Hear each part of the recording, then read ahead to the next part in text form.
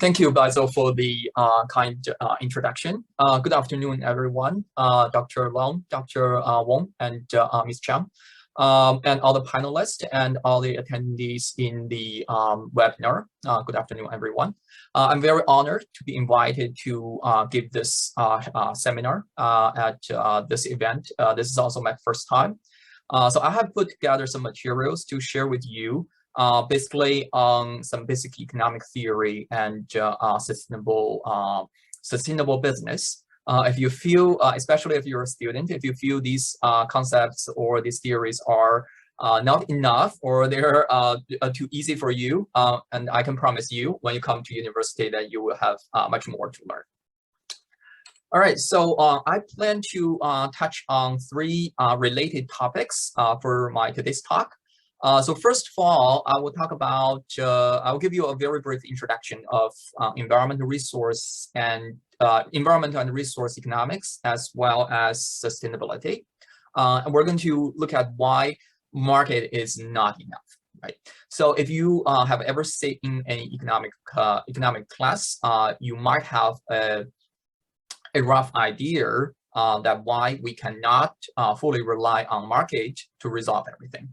And then there will be a second topic related to the first one, which is to understand the sustainable business. We're going to discuss some concepts about what we call green and sustainable development. And we're going to ask whether people care about this green concept or sustainability from the perspective of an economist. And lastly, I will talk about the transition into sustainability or sustainable development. And I will briefly talk about some of the strategies that I derive from the second part. All right, so externality. I'm not sure that how many of you have a clear understanding of what is externality, but you must have pretty good understanding of what firms are trying to do in the economy. So when we learn our economic course, Econ 101, we assume that each firm, they must maximize their profit by choosing an output level. And the rule that these firms that they use to choose this output level is the following, okay? So for the last unit that the firm produces, the revenue that the firm receives from this last output is the same as the cost that is incurred by the firm. Okay, this is also something we call marginal production rule. Okay, so for example, if you think about you're a restaurant owner, okay, you can continue to increase the size of your restaurant chain. You can hire more people to work for you. You can accommodate more customers at the same time. Okay, but when you're going to stop, okay, you're going to stop increasing the size of your business when you see that there's no more profit for you to earn. So that works pretty well in a market-based economy until then we realize that for some of the firms that they do not bear all the costs that they incur to the society.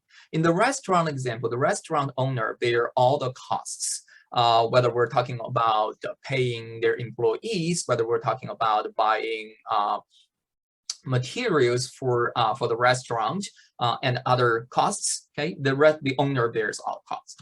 But there are other firms, okay, in the economy, okay, they do not bear all the costs that are incurred to the society. Now, for this, you can imagine an example of a power plant. Okay, power plant, they generate electricity. Okay. Imagine that we have a coal power plant which burns coal to generate electricity.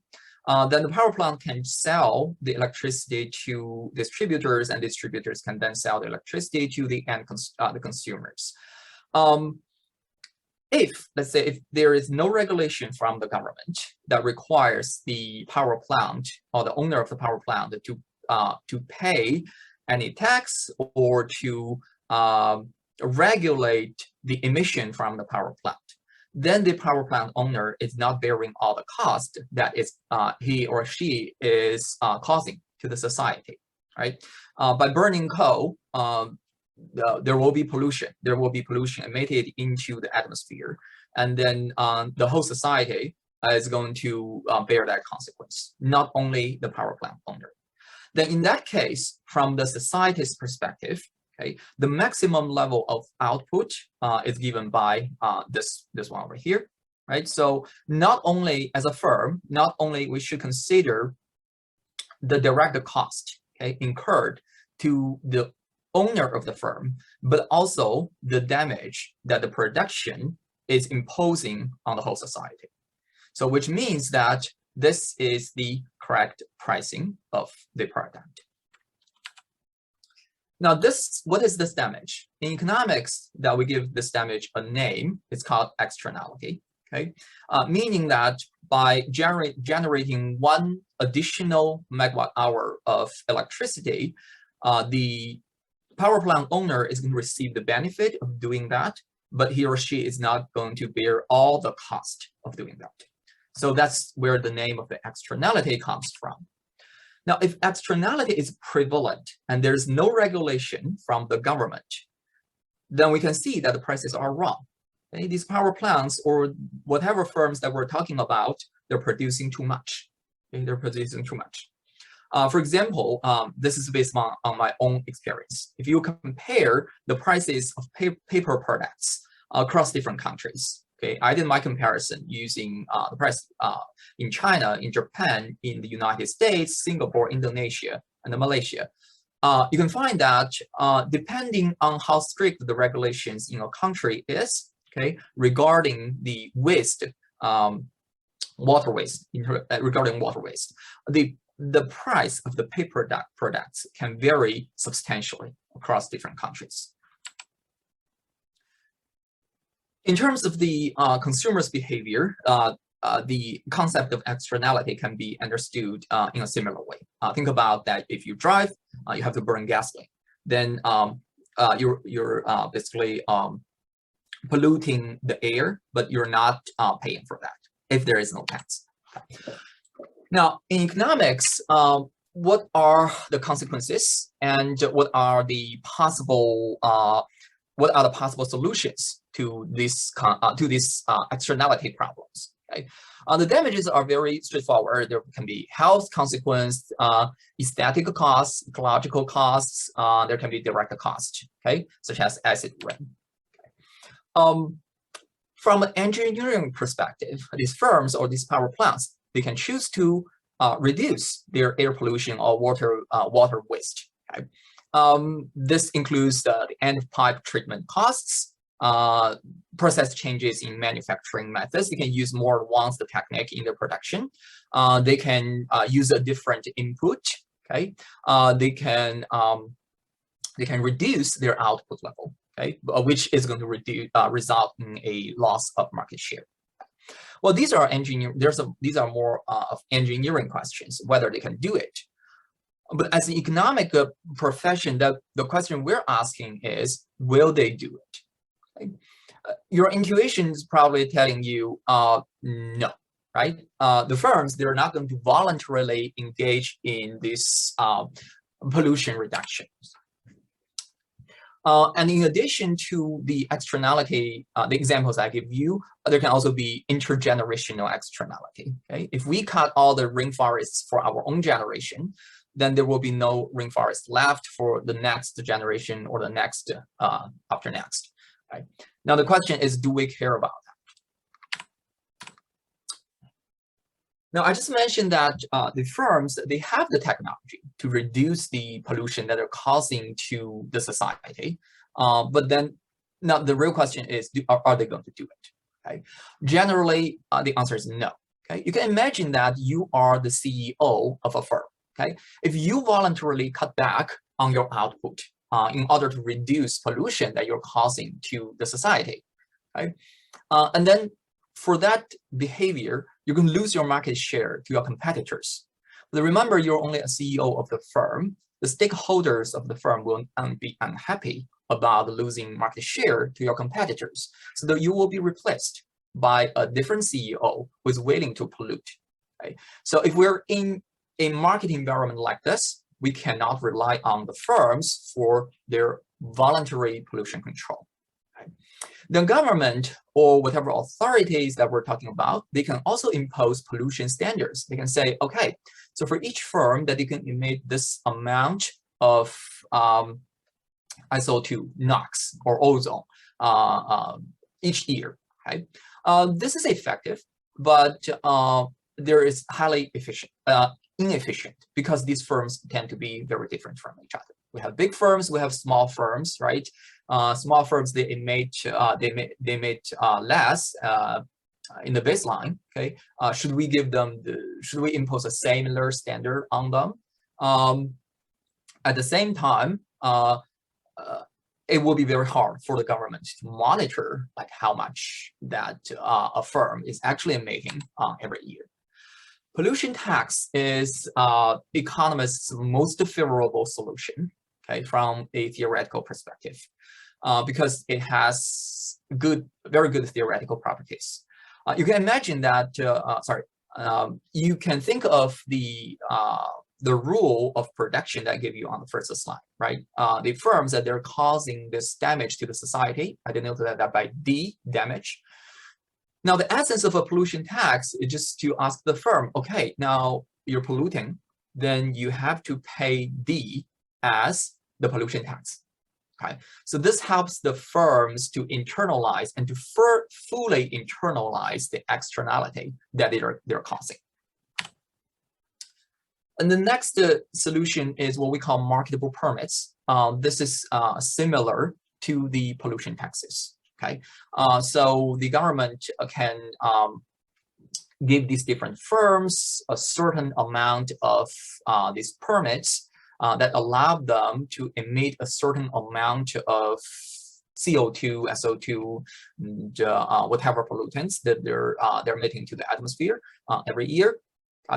And then the firms, they're free to trade these permits with each other. If you want to emit more, then you got to buy it. Okay? This is a similar way for firms to internalizing the externality. And lastly, we have this lawsuit. Okay? If the property right, they're clearly defined and protected, no matter whether this is the residents, they have the right to enjoy fresh air, or power plants, they have the right to pollute the air. Okay, as long as it's clearly defined, okay, in theory, then lawsuits can help us to resolve the issue. In reality, that we know, lawyers are very expensive. Okay, we usually face a huge transaction cost. Right? Okay, so I just give you a very brief overview on the issue that we face in environmental economics. We have two related fields in economics. We call them resource economics and energy economics that are closely related to the environmental economics field. Okay? When we talk about resource and energy economics, we roughly put them into two different categories. The first category is what we call the renewable resources. Examples are like fisheries, wildlife, and other ecological resources, agricultural, hydropower, solar energy. Right? So the question that we ask regarding the renewable resources is that how do we have a good plan to utilize them? Okay, although they are renewable, okay, we cannot utilize them however we like. Think about the fishery. If a lot of fishermen, they fish at the same time and they overlay fish, okay, and that will have a negative impact on the regeneration of the fishery resource, okay, in a certain region. Okay, so that's something that has to do with the renewable resources planning. Okay? For the non-renewable resources, it's we face a similar issue. Right? How should we plan to use coal, oil, natural gas, or even the nuclear, okay, nuclear power? Okay, should we utilize as much as we like, or should we reserve some of them for the next generation? Okay. Now let me give you briefly two examples that we have in Singapore. The first one is the ERP. We all know what the ERP is. If you drive through the gantry during rush hour, then you will be charged a certain amount of money. It's usually like $1, $2, or maybe $3. And this is a map that I took from LTA that shows us the locations of these ERP gantries. So you pay a fee. The ERP charges, they're reviewed regularly to keep the traffic move at an optimal speed. And the ERP that are implemented in Singapore is a typical example of environmental tax. Okay, although it's called ERP, it's not called tax, but it's a very typical setup of environmental tax. This environmental tax is not only used to reduce air pollution from cars, from different kinds of vehicles, but also mainly used to reduce traffic congestion. If you think about the traffic congestion, it's also kind of externality. Okay? If the road is already congested, then you drive on the road, you're imposing cost on everyone else on the same road. Okay? Another example is the carbon tax that has been implemented several years back in Singapore. Okay? Singapore is actually the first country in Southeast Asia to introduce a carbon price, which is 5 Singapore dollars per ton of the greenhouse gas emissions. It was introduced in 2019 through the Carbon Pricing Act. Okay? These plants, they're regulated, or they're required to file a emission report every year to the government authority. Okay? And there are no exemptions for the covered facilities. And this is to maintain a transparent, fair, and consistent price signal across the economy. Okay? So once the plants, they have the signal, they can adjust their production plan. Okay? So you can think about, again, this is the D that I give you in the formula. This is the damage that they're causing to the society. Now they have to pay for it. Okay? Now, when they come up with their production plan, then they need to take this into consideration. All right, so next I want to talk about sustainable business. Okay, what is green? Okay. I'll try to go faster, a bit faster over here. So we talk about the green all the time. Okay?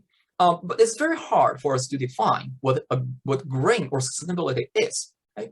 Here I have an example. Okay? If you think about the paint brushes that are sold in the department stores, okay, you can say that the paintbrush is green because they use plastic and were natural friendly by saving trees because they don't use wood. But there are other paintbrushes, they use wooden handles, but they claim themselves to be green because they avoid chemicals used in plastic. Okay, but from a consumer's perspective, which one is green? It's very hard for us to tell. Okay, and a lot of firms, they use this kind of concept for their marketing.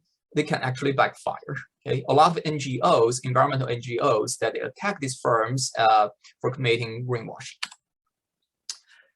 And that's why many of the brand leading firms, they now avoid environmental claims. Okay, for example, Levi's, they quietly started adding a certain portion of organic cotton, but they hid the fact from their customers.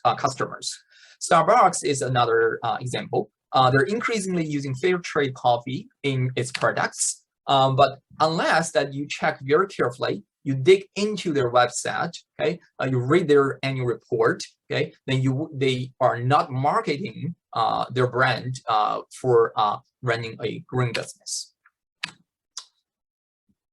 Why is that? Okay? Because from the consumer's perspective, I'm a consumer and you're a consumer, it's very hard for us to know what is green and what is not green. Okay? How can we tell whether a pair of jeans is green? Okay? We need to think about mining, okay, because they use metal in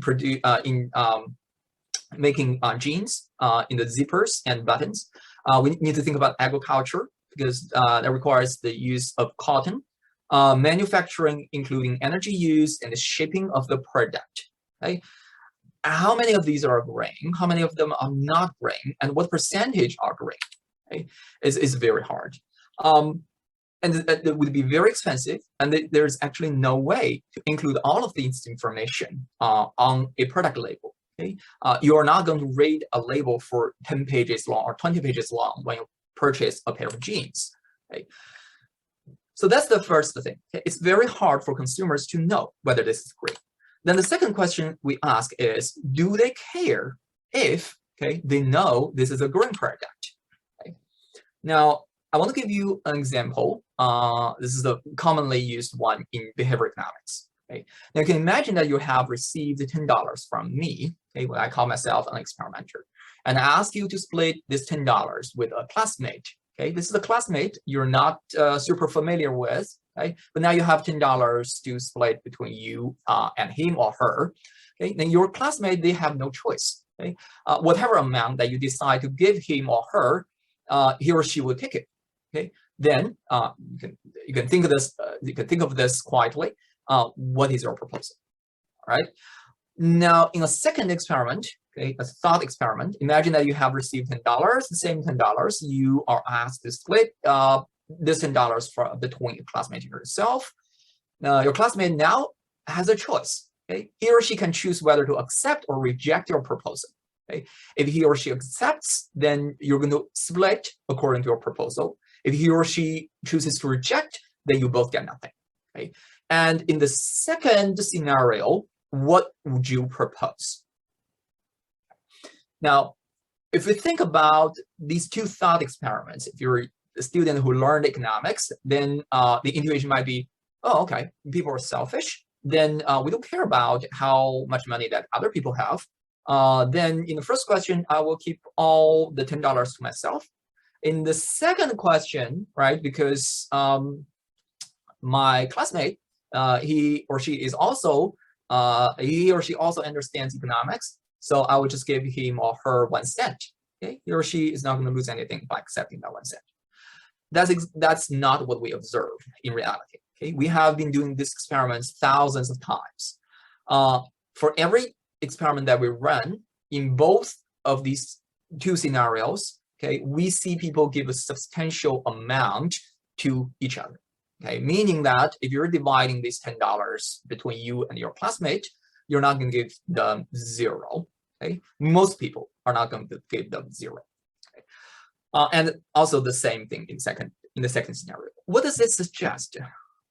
It suggests that people have what we call social preference.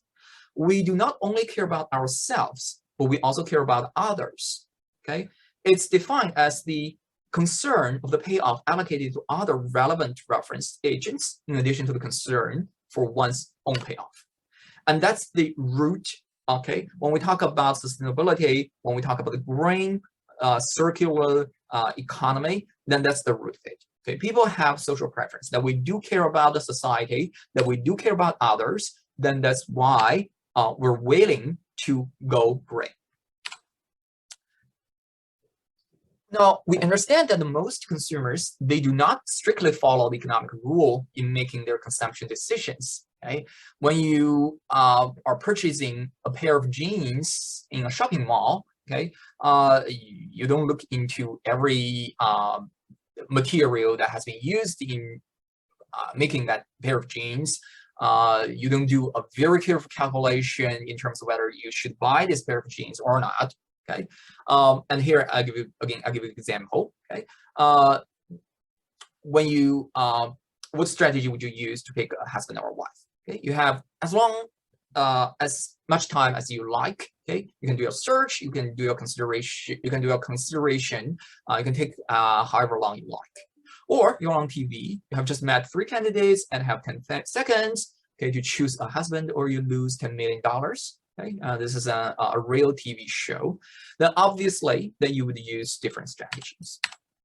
So beyond economics, okay, these are insights from psychology, that the consumers, that they also make their decisions using different criteria. For example, I'll give you several examples over here. The weighted adding strategy is to think about every attribute that is associated with the product. Okay?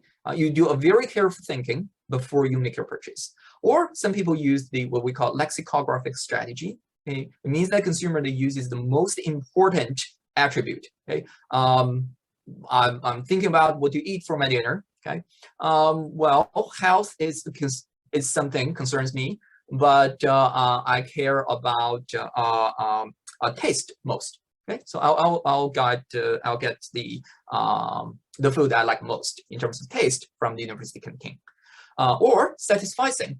Okay, they imply that the consumers they value the alternatives sequentially in order and rejects any that fail to meet the minimum threshold. Okay, I go into the university canteen. I'm going to look at chicken rice. I'm going to look at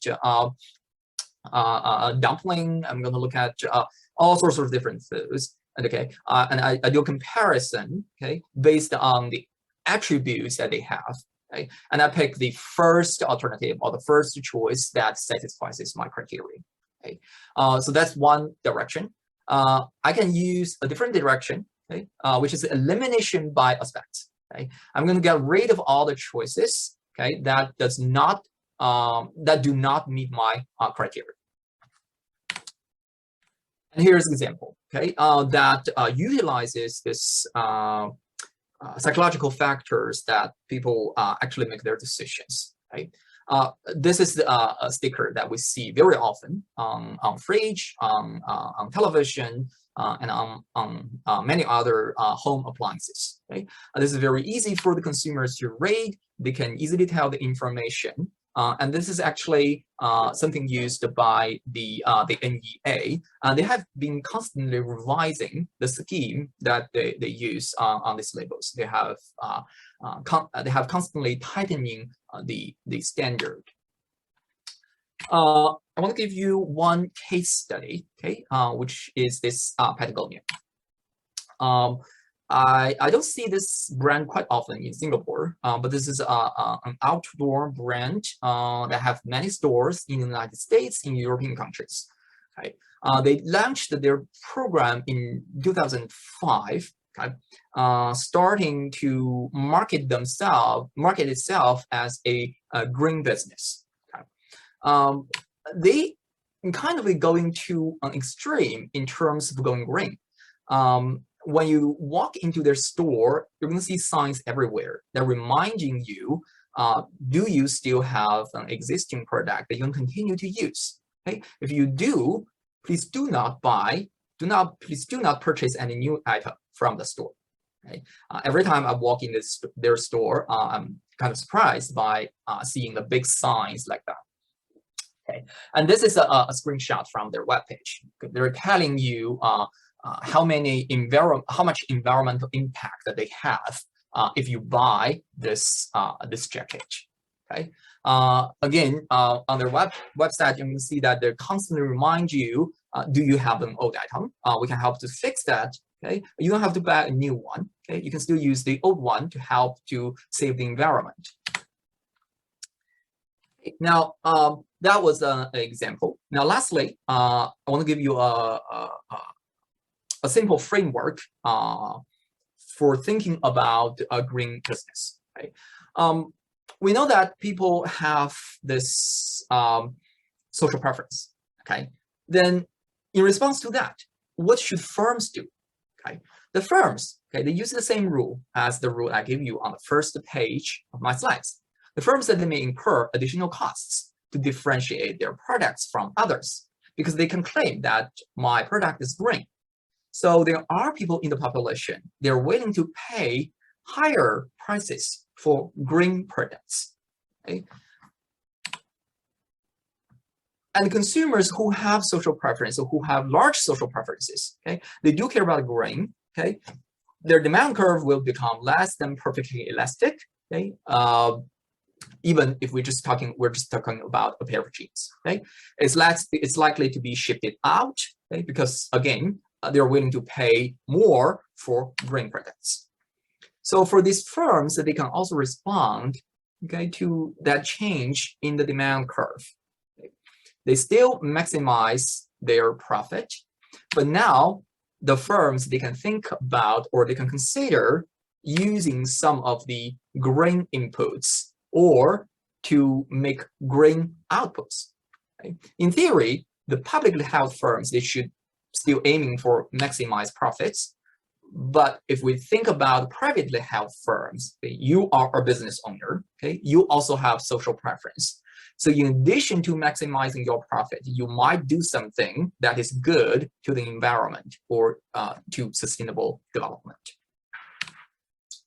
So this is the rules that the firms that use to make their decisions. Okay, they may bring in green input, but they may only do so if it is profitable. Remember that now our consumers, they have social preference. So it might be profitable for firms to become green. Okay. Now, the real question for the firms now is, how should I be green? Okay. Should I use green inputs or should I make green outputs? Okay. If I want to make green outputs, which of my input I should use the green ones? It's very hard. It's a high-dimensional search. Okay? The firms will have to go through a lot of trial and errors, and that requires the coordination from the government and the industry. Okay, they can come up, the government and the industry, they can come up with a standard tagging the firms and the consumers. Now, these are the inputs that have been certified to be green, to be environmental friendly, okay, and that can be used as a coordination tool. All right, so lastly, I have several graphs that I want to share with you. Okay, so if you look at this graph over here, these green dots, okay, they represent intermediate firms that they do not produce anything that they sell to the end users, and these are the business that they face end users directly. Okay, and this is what I call yo-yo. This is short for you are on your own. Okay, you're on your own. Okay. I use that name to denote people who do not have social preference or have little social preference. And this is which, okay, we're in this together. Okay, these are people who have strong social preference. Okay, they are only usually a small number, a small percentage within the general population that are wits. The majority are actually yo-yos. Okay. So if we think about the business strategy, okay, Patagonia is the case study that we were looking at. They especially target wits in the population, okay? And they try to use this sustainable inputs. They make their sustainability marketing. They make sustainable green products, and they especially target the wits. Okay? And no wonder that their products are generally more expensive than their competitors in terms of outdoor gears. Walmart would be another example that facing end users. Okay, Walmart has been famous for having low-cost supply chains, okay, low-cost inputs. So it would be very hard for them to claim that they are going green because these NGOs, they're watching all of these businesses. So for Walmart, the best business strategy would be to target the yo-yos. Okay, again, this is still profitable. Okay, they can still target the wits, okay, by claiming some of their items or some of the products that they sell are green by using the green inputs. Okay, so this is a summary of what I just described to you. Okay.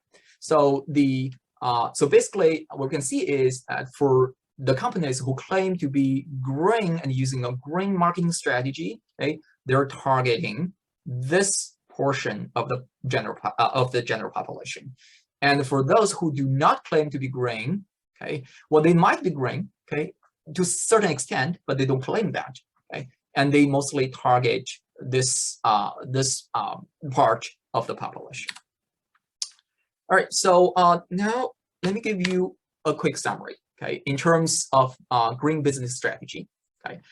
So I summarized that in the title of this page. Basic and intermediate firms, they should focus on sustainable cost savings unless they sell directly to the green retailers.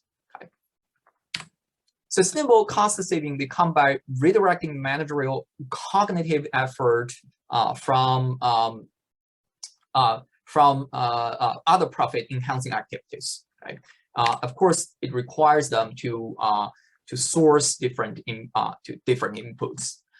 They can also work with regulatory authorities like the NEA to find innovative solutions that enhance the bottom line and sustainability. Always pay attention to the greenwashing. Okay, the NGOs are watching, watch the money. And for firms who sell directly to consumers, remember our consumers, they have social preference. Okay, they can use a different strategy. Okay? The premium is the result of product differentiation. For example, Patagonia. Okay, although they're all outdoor gears, okay, but these are green outdoor gears. Okay? A firm faces a less than perfectly elastic demand curve. They can also raise the price without losing a large share of the market. For example, that's the only green company in the market. Okay, the market is mostly WITs, not the UUs. Okay, for the green firms that make up about 17% of the population, but they usually have higher incomes. Okay. Firms like Walmart, who sell to the mass competitive market on price, they're limited to sustainable cost-saving strategies. Okay, they usually do not claim their products to be green. Okay, so they don't receive any premium from selling green products. Okay, greenwashing is still an issue, and is a larger issue for these consumer-facing firms. I took this from I took this from the budget 2022. Okay, and these are some of the steps that Singapore government is taking to transit our economy into a greener and sustainable one. Okay, we expect to see greening of traditional sectors. We are moving quickly. We'll position Singapore to build the competitive advantage, capture these opportunities. Okay, we have green financing. Okay. We have these green standards in transportation. We're encouraging the use of electrical vehicles. But you can see that for most, if not all of these measures, that require all of us to work together: academia, the government, the industry, and the end consumers. Okay. A quick final remark. Okay. Now, we talk about social preference from the consumer side. We talk about the business strategy from the firm side. Okay. Now, some of you might wonder, do we need all the firms to have do we need firms to have social preference? Well, that's not necessary. Okay. If going green is profitable, because there are certain people in the population, they're willing to pay a higher price, you and me, okay, we're willing to pay a higher price, then even if a firm doesn't have social preference, okay, it is also possible for the firm to use green products, to use green inputs and to produce green outputs. And do we need all consumers to have social preference? No, okay, we have already seen that there are less than 20% of the general population are WITs, and the rest are UUs. Okay, we only need enough demand for the green products for certain firms to be profitable. Okay. Now, what is the government's role in sustainable development?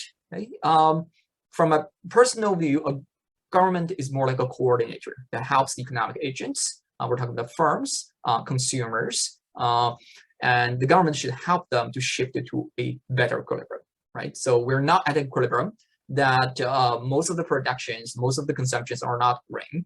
If the government can help to coordinate, help everyone to coordinate, now consumers, they have demand for green products, okay? If we can successfully send that signal to our producers, right? So then our whole economy can shift to a greener one. And lastly, what are some of the successful sustainable business strategies? Okay? We summarize it as credibility, relevance, effective messaging, and differentiation. Okay? It requires effective communication with the consumers from the business side. Okay, okay, so that's all I have. Thank you very much for listening. It's clear from Dr. Yan's discussion just now that what we are really dealing with here is environmental good that is actually quite fundamentally different from how we think about most other economic goods, right? So it is clear that if it is a pure economic good where it's traded on a perfect market and there's no externalities, then the government should not have a part to play in the regulation of that good, beyond ensuring that property rights is being accounted for and ensuring that people are following contractual their contractual obligations, right? But in the environmental sphere, this is relatively different, right? There are market failures involved. Property rights are not well defined. Markets do not work as what we want them to work. And as a result of that, what we have is a situation where producers may be overproducing, and therefore leading to increased levels of pollution beyond what is optimal for the environment. And the environment is also really, really interesting in that in order to protect the environment, it is not just macro behaviors that is important. To a very large extent, individual actions can also help with ensuring sustainability and ensuring environmental protection.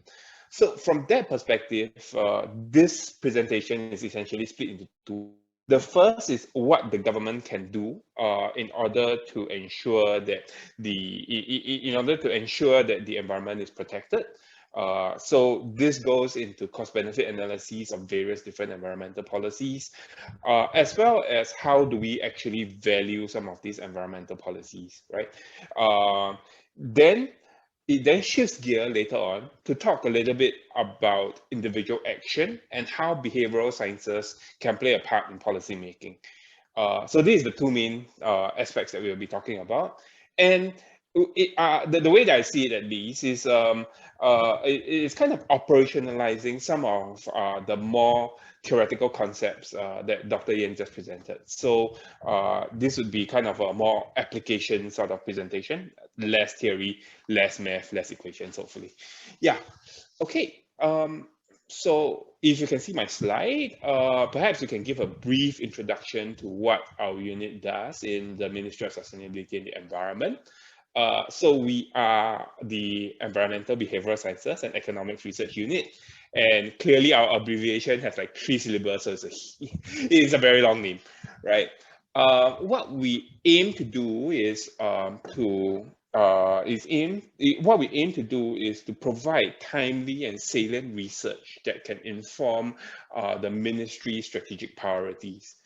These strategic priorities are shown as the 5 boxes at the top of this slide, including moving towards a zero waste nation, as well as towards a circular economy, to build a smart and resilient water system, to strengthen our climate change resilience, as well as transition to a low carbon future, to achieve food safety and ensure food security, and finally, to build a livable and enduring home. The way we do this is via 3 main thrusts. The first is cost benefit and non-market valuation techniques to assess various different policies, right? So the ministry rolls out various different policies at various different junctures. Cost benefit analysis informs the policies in 2 counts. The first is before the policy is being rolled out, the cost benefit analysis is conducted to forecast what is the net benefit that the policy could bring. After the policy has been rolled out, the second thrust of work that we do come into play, which involves using econometric techniques to evaluate the policy as well as to benchmark our environmental performance, right? So after rolling out the policy, you collect data on what is the take-up for the policy, what is the actual impact on the environment, and from the data that's being collected, you can then figure out whether or not the policy actually met the outcomes, the key performance indicators that was originally set out for the policy, whether or not the environment is better as a result of the policy. The last part is the use of behavioral insights. So we know that people have various different cognitive and behavioral biases that cause them to behave in certain ways that may not be the best for the environment, and it may not be, in fact, best for themselves. And so we try to figure out how best to overcome some of these behavioral barriers in order to then inculcate a culture of sustainability in Singapore, in order to influence people to behave in a more pro-environmental behavior. So let us start with talking briefly about cost-benefit analysis as applied to a couple of different policies in Singapore. So the first case study that we'll be talking about is the early turnover scheme. So Prof. Yen just now talked about the control of traffic in Singapore. The vehicles in Singapore also cause air pollution, in addition to just congestion on the roads, right? And air pollution is especially detrimental on various fronts. one of which is adverse health impact. So an example of a air pollutant is particulate matter 2.5. So what 2.5 means is that these are particles that are emitted by the engines of vehicles, and they are 2.5 microns in aerodynamic diameter, right? So these are really, really small particles that when you breathe in can have adverse health implications, right? So if you breathe in these particles, it goes into your lungs, it goes into your respiratory system, and it causes various different problems with your respiration, as well as your cardiovascular system. So short-term adverse impacts could include things like, to the doctors because you have adverse impacts such as asthma and such as adverse respiratory symptoms. Longer term would impede your lung function. It could affect chronic bronchitis and perhaps even premature death. So one of the key source of PM 2.5 is vehicular exhaust, right? Because of the way that the engine works, it emits some of these particulate matters, and air quality standards have been raised over time. And as technology improves, these newer vehicles tend to emit less PM 2.5 than older vehicles. However, there's a problem, right? Because you have a huge population of older vehicles. In Singapore, you have the Certificate of Entitlement scheme, where vehicles are incentivized to replace themselves every 10 years, because that is the duration of the certificate. But there's actually no stipulation for passenger vehicles. So you can continue you can continue renewing the COE over time. For larger commercial vehicles, there's a statutory limit, but even that is still 20 years, right? So then the question is, if you have these very pollutive vehicles on the roads for 20 years, what is the problem, and how do you solve this market failure, right? And how do you overcome the problem of these vehicles being on the road for so long? How do you incentivize people to get the vehicles off the road? Now, let us talk a little bit more about the what exactly we are talking about when we're talking about negative externalities in this case, right? So what we have when people drive cars, they actually do not account, or they do not fully internalize the health impacts that they cause to other people as a result of them driving cars, right? So this is the external costs that drivers put on society. So if their neighbors, if people living next to the roads have adverse health outcomes as a result of an individual driving a car, the individual is not taxed. The individual do not pay for the healthcare bill, not directly anyway, right? So because of that, there is some external cost that the individual is placing on the rest of society. And because they do not internalize that cost, what they will do is that they will overconsume. So if you are thinking about, whether I should drive to the supermarket, whether I should drive to school, versus whether I should take a bus or I should cycle, for example, typically in your cost benefit analysis, you'll not be thinking, if I were to drive to the supermarket, whether or not the person who is staying next to the road would have an adverse health outcome as a result of me driving, right?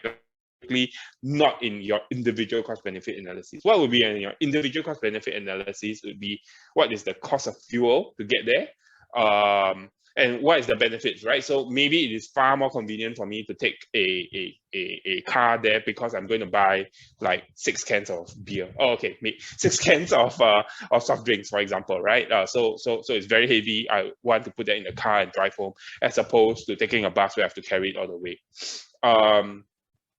So if you were to weigh between these two, what that means is that the external costs that the individuals impose on society do not factor into the individual's decision-making process, and therefore individuals tend to overconsume, right? So what that means is that individuals who tend to drive more than what society would deem optimal, because there's this additional cost that is being placed on society as a result of an individual driving. Okay, so what can we actually do to correct some of these, right? One way is direct government intervention. So the way that the Singapore government has went about trying to solve this problem is the early turnover scheme.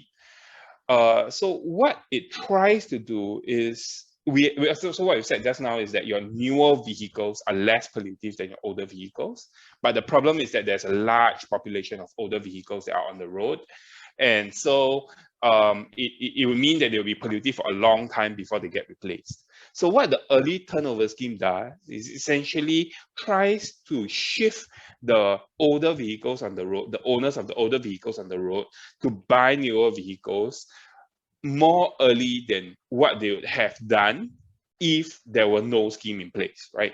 So essentially, what the early turnover scheme does is that it gives incentive for people to replace their older, more pollutive vehicles with more environmentally friendly models.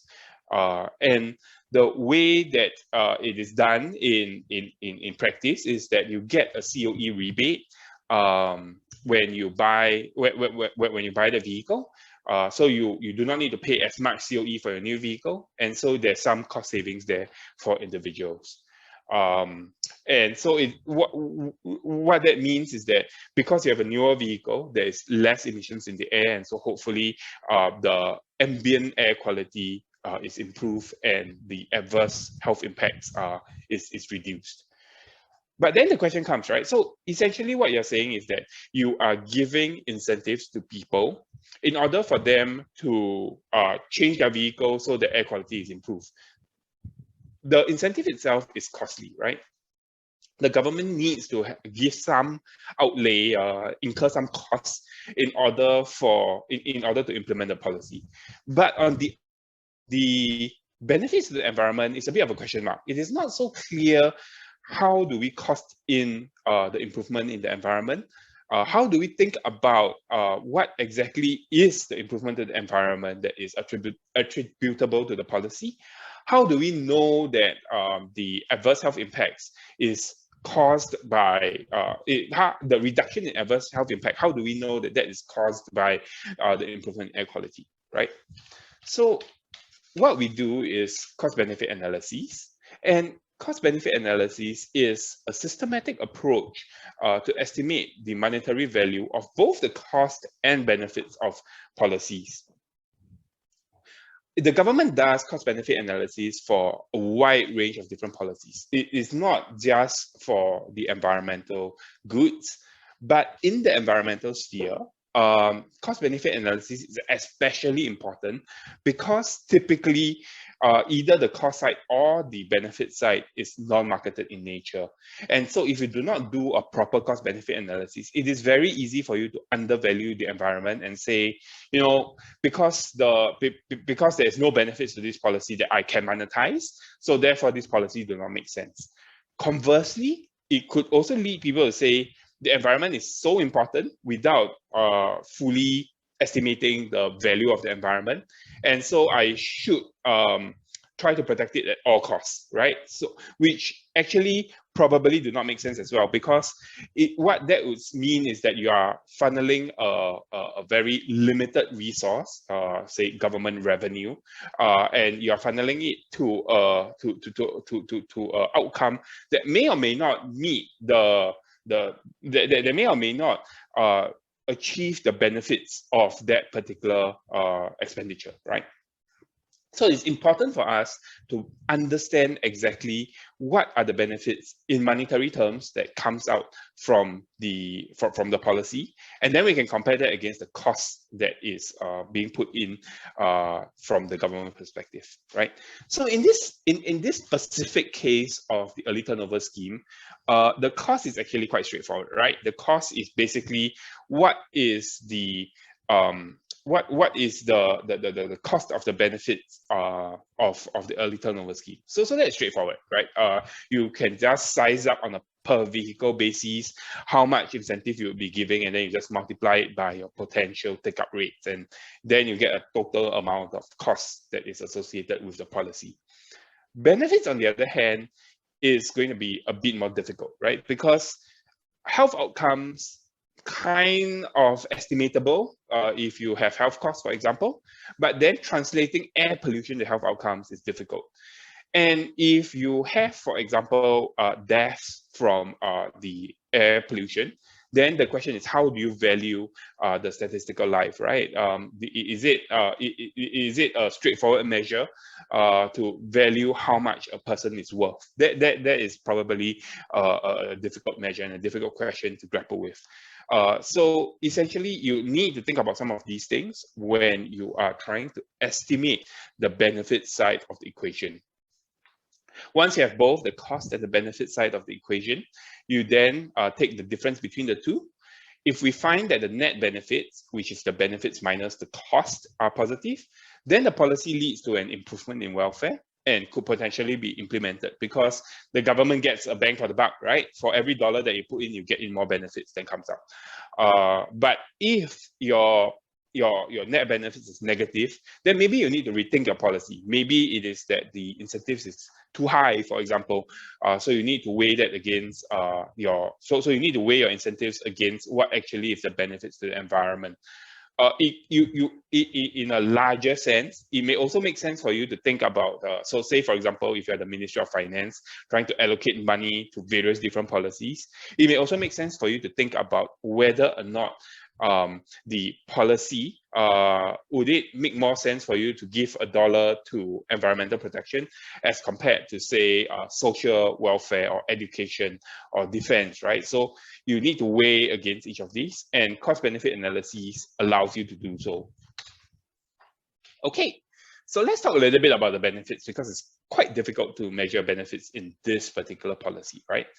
So what we have is the early turnover scheme reduces PM 2.5 emissions, right? So this then improves health outcomes.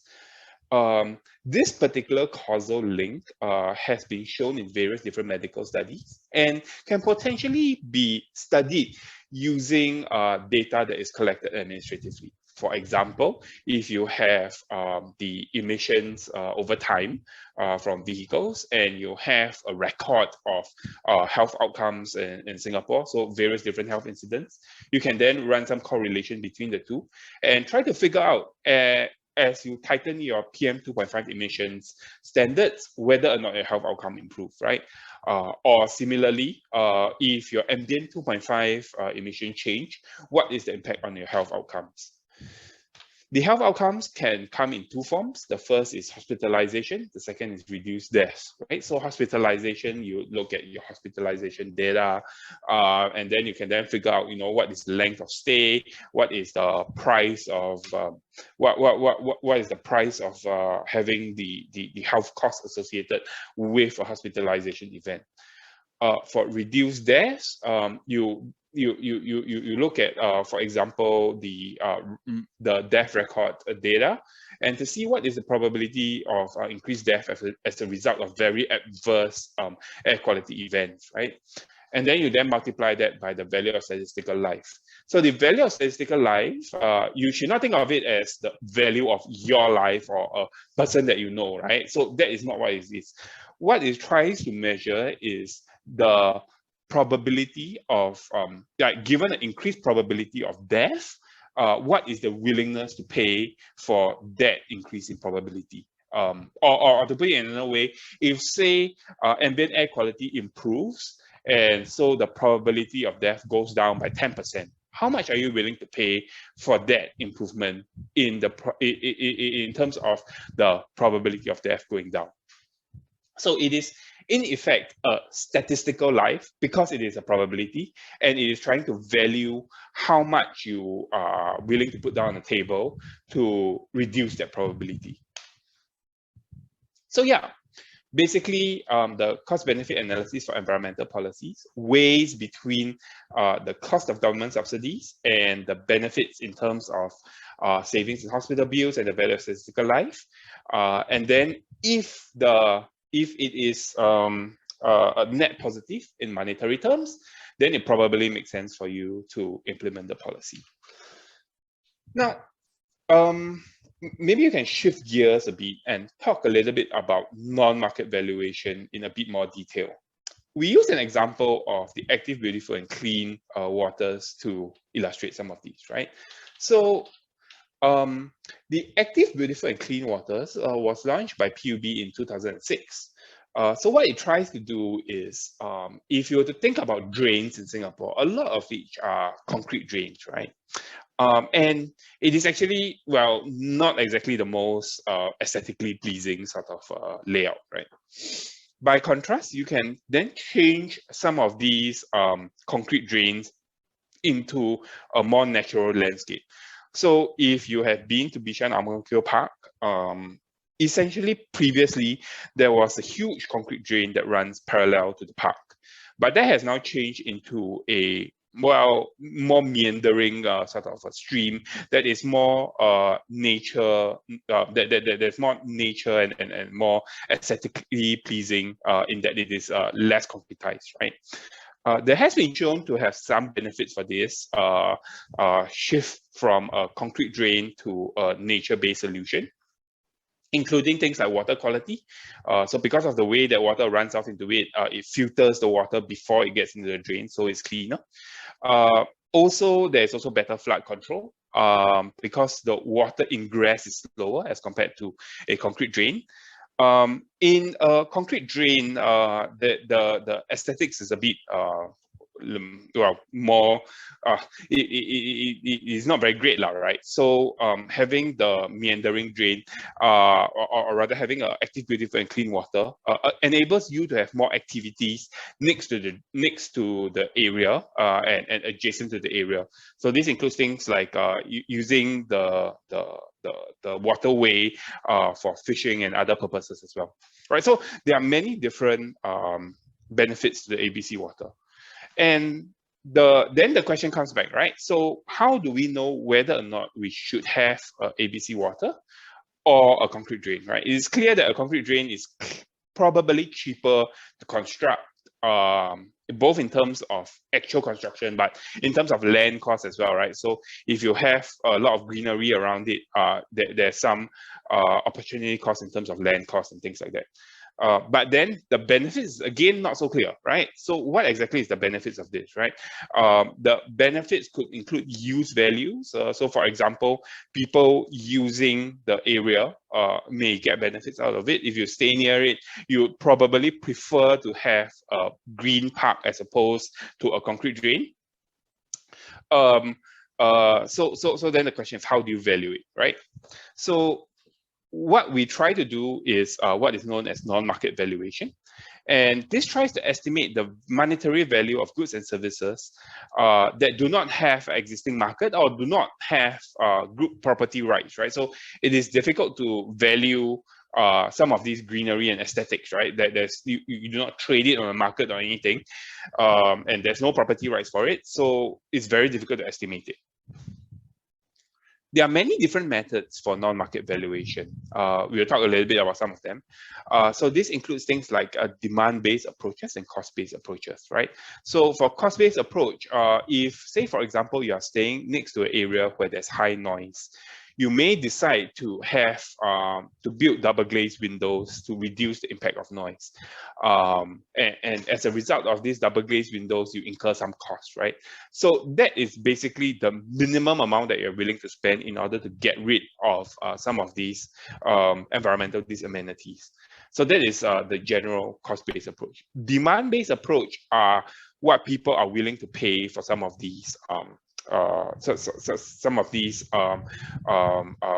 environmental goods, right? It can be broadly divided into two. Firstly, it is a revealed preference approach. So in a revealed preference sort of study, what you have is you get people to you look at administrative data, you look at data that's collected from other proxy markets, and then you try to figure out how much more are people willing to pay if there was a presence of environmental good. We will talk a little bit more about this in the coming slides, but you think that a house that faces a concrete drain might be worth a bit less than a house that faces a park, for example, right? So that is how you estimate the value of the value of the greenery or the active, beautiful, and clean waters. So that's hedonic pricing and reviewed preference. Stated preference approach is basically asking individuals through a survey how much are they willing to pay for various different changes in the environment or in environmental policy. If you do not have resources to do either the cost-based approach or the demand-based approach, then there's always, copying from other sources, right? Well, to put it nicely, it is the benefit transfer method, where what you try to do is to do literature reviews and see what are applicable studies that have been conducted in other countries or in other contexts, and then you transpose some of those values back into Singapore's context. So essentially, you can think about it as copying an exam, right? But we tend to use this a little bit more if the context has already been done in Singapore's context. So if it is studied in Singapore that is done rigorously, then we would tend to believe this a bit more. If it is a context that is different from our local context, then we need to figure out whether or not there's a need to correct some of the estimates, right? So if it was done in a less developed country, for example, willingness to pay may be lower. If it was done in a country that has very different social demography context from Singapore, then willingness to pay may be different and things like that. So you need to care about some of those things and to ensure that they're taken care of. But for the purposes of this discussion, we'll be focusing mainly on the hedonic pricing model. So in terms of the hedonic pricing model, what we have is what we have is basically how much it's a model of how much people are willing to pay given different characteristics of home, right? So if you have a house, if you think about buying a house, essentially you can think about you buying a bundle of characteristics, right? So there's obviously the price of the house, but there's also how big is the house, right? You naturally be willing to pay more for a larger house as compared to a smaller house.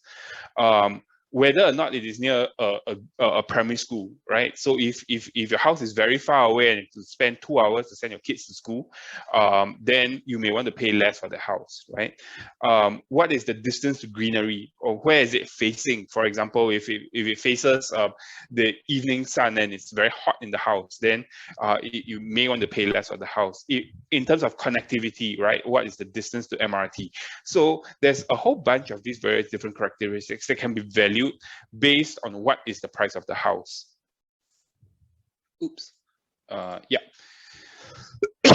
So essentially what we do is a difference in difference estimate. So the hypothesis here is that houses that are in the vicinity of Bishan Ang Mo Kio Park are more or less similar in terms of their characteristics, with the exception that some are nearer and some are further away from Bishan Ang Mo Kio Park. So by comparing the trajectories of prices of houses that are nearer Bishan Ang Mo Kio Park as compared to those that are further away, we then are able to estimate what is actually the causal impact of Bishan Ang Mo Kio Park on house prices, and therefore what is the willingness to pay for Bishan Ang Mo Kio Park. And we find that there was a significant increase in resale prices for properties in the treatment group. This means that people are willing to pay more as a result of the ABC Waters program. So if you want to do one of these hedonic pricing exercises in practice, you need to follow some steps, right? The first is to identify an appropriate proxy market. So in the specific case of ABC Waters, we need to estimate, we need to figure out what is a good proxy market that we can use. In this case, it is the housing market. We then collect the relevant data. So we use data from URA to get the house price. And then we also merge that in with environmental data from data.gov.sg as well as one map, right? So to see where is the locations of the houses and things like that. And finally, we analyze the data with appropriate statistical models. In this case, we use difference in difference methods. Okay, so for the next part of this discussion, we then talk about behavioral insights. So as discussed, in classical economics, we view people as rational actors, right? So this is like if you were to go to NTUC to buy rice, right? If you have a whole bunch of rice that is of similar quality, you then pick whatever rice that you want until it meets your own marginal utility, and that's the amount of rice that you buy, right? However, we find that there is a growing area of research that seeks to relax the assumption that people are rational, right? There are many things that affect behavior. So if you were to go buy rice, for example, right, you are more likely to buy a rice that is on discount on that particular day. Perhaps you may not need the higher quality rice at all, but you may still buy it because it is on discount, right? It could also be, due to brand loyalty, right? So I always buy, I don't know, NTUC house brand rice, for example, right? And I'm used to that brand of rice, and so that is the rice that I always buy. So some of these behavioral drivers affect how people behave and how people act, right? And by applying these insights across the social sciences, behavioral insight seeks to understand human behavior and to influence their behaviors with nudges.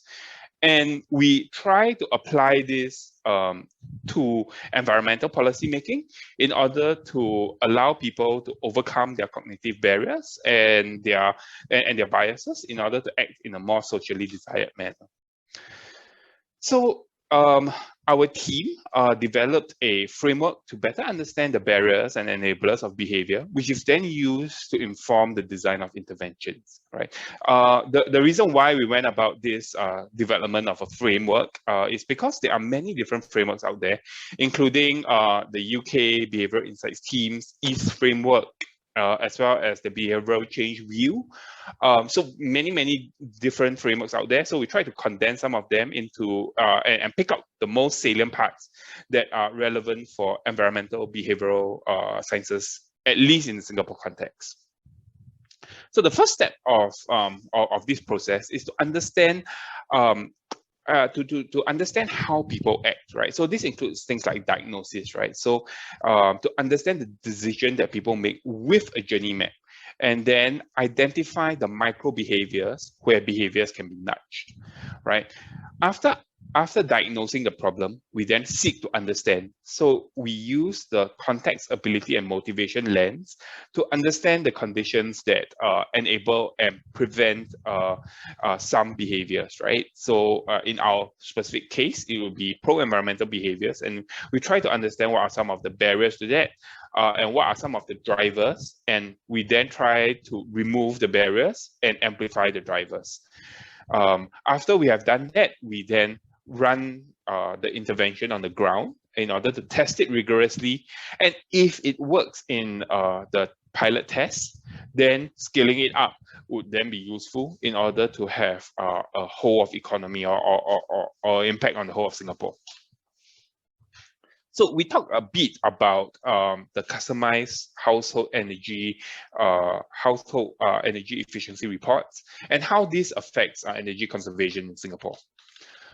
Right, so energy conservation is important and has several different benefits, right? This includes things like, if you were to conserve energy, you would save money, you lower your household's carbon emissions, and it conserve resources, right?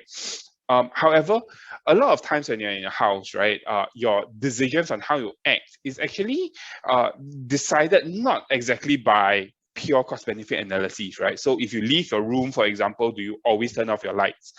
If you go off for dinner, do you turn off your computer? I need to admit that sometimes even I don't do that, right? Because there is like there's biases involved, and you do not have constant reminders for some of these things.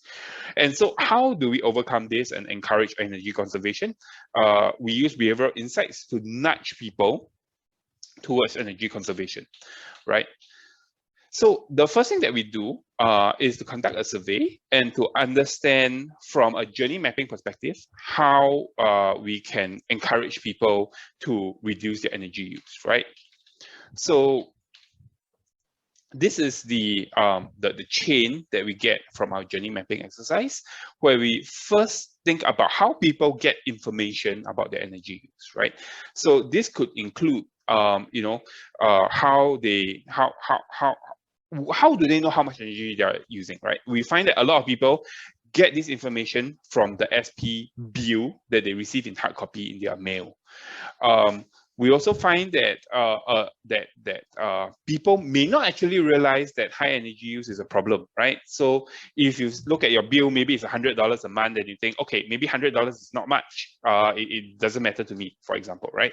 Or if it is, if you look at the amount of energy that you're using, and it's like 500 kilowatts, for example. So what does that mean? 500 kilowatt hours. How do I translate that to cost? What is the implication for me? It is not so clear, right? You then need to understand that your change in your behavior can address that problem, right? So it is, the link may not be clear from the onset, right? That change in behavior can lead to improved energy conservation. And you may also be actions that you need to take in order for you to reduce your energy use, or to have more conservation of energy. You then need to weigh your actions in terms of cost benefits.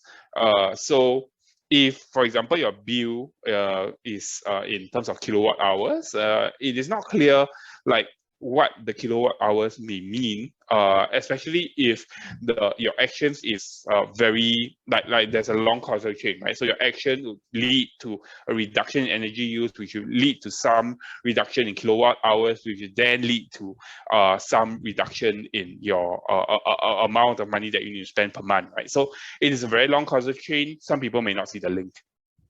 And even if people see the link, they then need to weigh between like convenience versus the cost of doing the action.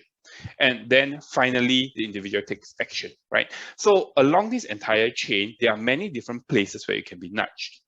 And this is exactly what the customized home energy efficiency report tries to do, right? So it tries to show, it tries to revise the bills that people receive, so that it becomes a bit more salient. So for example, it shows like how much more you are paying for electricity in dollar terms as compared to your neighbors, right? So by showing some of these things in dollar terms as opposed to kilowatt per hour, as opposed to kilowatt hour terms, it is hoped that people understand this a bit better. The emoticons also help to show whether or not you're doing a good job in a more salient fashion. And finally, comparisons between similar households help to benchmark your behavior, right? So if you say in a vacuum without any context that you're using 225 kilowatts per hour, what does that actually mean, right? Is that good or bad? It is not so clear. But if you say that your neighbors are using 185 kilowatt hours, then it is clear that you're using more than your neighbors, and that maybe there is scope for you to reduce your energy use. Yeah, so in general, what we find is that the intervention actually helped to reduce energy use, and as a result of that, it led to cost savings for the households, and also led to carbon savings across the board.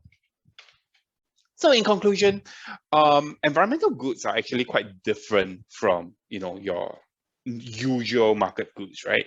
And therefore, there is a need for government intervention for some of these environmental goods. The way that the government thinks about implementing some of these environmental goods are tools that can be used includes cost-benefit analyses, and as a subset of that, non-market valuation. And well-designed behavioral intervention can help overcome some of these cognitive bias and barriers in order to encourage people to become more environmentally friendly. Okay, so perhaps one last thing before I wrap up everything. I'm from the Economist Service, and if you'd like to read more about the environment and how econs informs environmental policy making, as well as policy making across the whole range of government domains, including economic policy, so things like economic growth, trade investments, productivity, as well as social and security policies, so things like income equality and mobility, families, healthcare, and crime. We highly encourage that you pick up this book that was released late last year,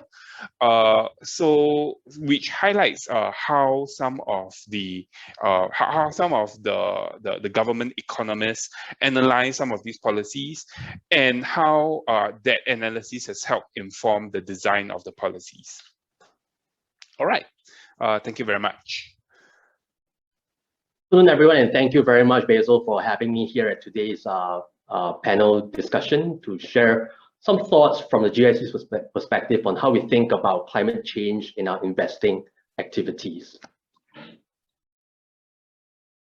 Today's agenda will cover four main areas. Firstly, what is GIC? I'll do a quick recap for some of you who may not be entirely familiar with our organization. Two, I'll share a little bit about how we as investors think about climate change in investments. Thirdly, I'll share GIC's approach to sustainable investing. And lastly, I will also provide some examples of how sustainable investing would look like in reality.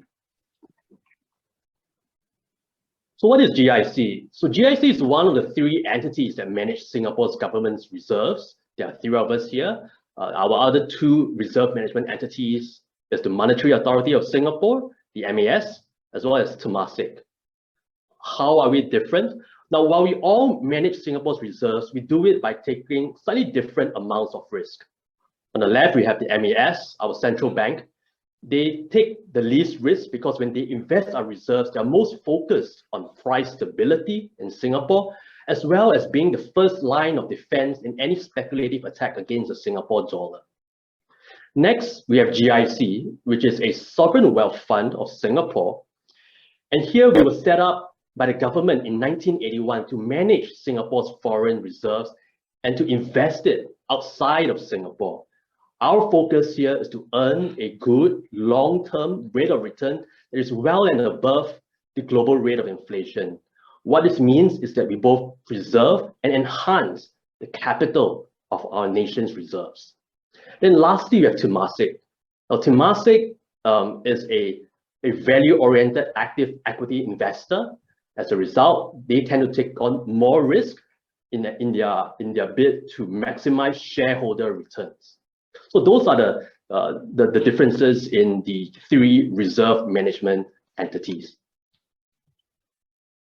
So why are they important, right? So reserves are a strategic asset for Singapore on three dimensions. One, it is a rainy day fund, as many of you would have experienced in the last 2 years during the COVID-19 pandemic. We suffered a massive economic recession, not just in Singapore, but globally as well. But fortunately, we have our national reserves, this rainy day fund, to provide a buffer against this crisis and be able to provide the necessary financial resources to support the people in Singapore who are most affected by the pandemic. The second dimension is as a stability fund, right? Having a large pool of reserves enables Singapore to engender a high level of confidence amongst investors on Singapore's credit worthiness. As a result, Singapore is one of the few countries in the world that has consistently maintained a AAA credit rating, even amidst major economic crises. And lastly, the reserve serves as an endowment fund to provide income to support the government spending on numerous critical budget items that is required for a good living in Singapore. And I'll elaborate more on that in the next slide. So since 2010, up to 50% of the return on the reserves from investments goes into what we call the NIRC, which is a net investment returns contribution. That amount goes into the budget to support the government spending in Singapore. You can see from the graph over here from left to right, that contribution has grown from about 8 billion back in 2010 to currently close to 22 billion this year.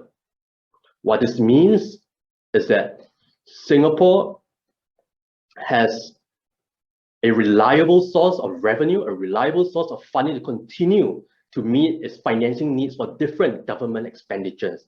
And what we're seeing is that that contributing factor is increasingly becoming a substantial part of our budget.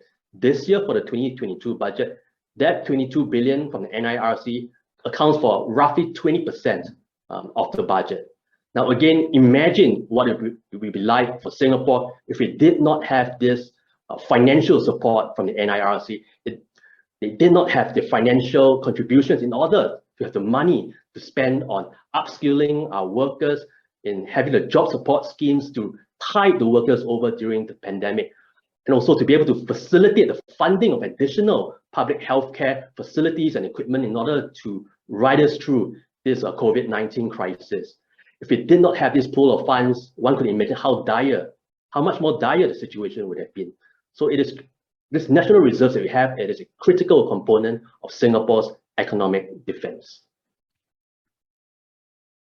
So coming back to what GIC does in investments, right? So how should we think about climate change and investments? Because often the two topics are not one that you immediately draw linkages to.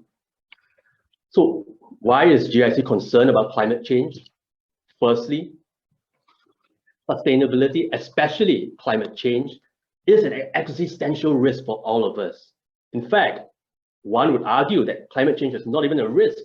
It is a current reality, and it has significant impact on the physical world and the financial world, as you can see from the rising frequency and intensity of physical weather events globally in the last few years. And then secondly, time is running out because of past and present emissions of carbon in the environment. Scientists are already saying that the rise in temperature of about 1 to 1.5 degrees is already baked in the cake. It is a certainty unless we as a world, as a global community, do something about it collectively and urgently. The rules of how the society operates will have to change. Government policies and regulations will need to be altered. For example, even in Singapore, we have seen that the government has announced plans to phase out internal combustion engine vehicles and have all of them run on cleaner energy sources by 2040. In the most recent budget, the government has also announced that the carbon taxes will rise from what is presently 5 Singapore dollars per ton of CO2 emissions to 50 to $80 per ton by the year 2030. So change is afoot, and change must come. But beyond what governments and policymakers are doing, more importantly, and more critically as well, consumer behavior and preferences are also changing. The younger generations, like many in our audience today, are more conscious about protecting the environment and ensuring that through our consumption activities, we do not cause excessive harm to Mother Nature. And companies will need to adjust to these changing social preferences. We in GIC believe that in future, if companies want to be profitable and to remain profitable over the long term, they will need to adopt increasingly more sustainable business practices. But with crises, there is also opportunity. It is estimated that over the next 3 decades, over $130 trillion of investments in the energy systems is required in order for us to transition to net zero or to contain global warming to 1.5 degrees Celsius. Hence, as a long-term investor, the sustainability theme also presents a very important source of investment opportunities for us to also contribute to the transition journey and to do well and do good at the same time.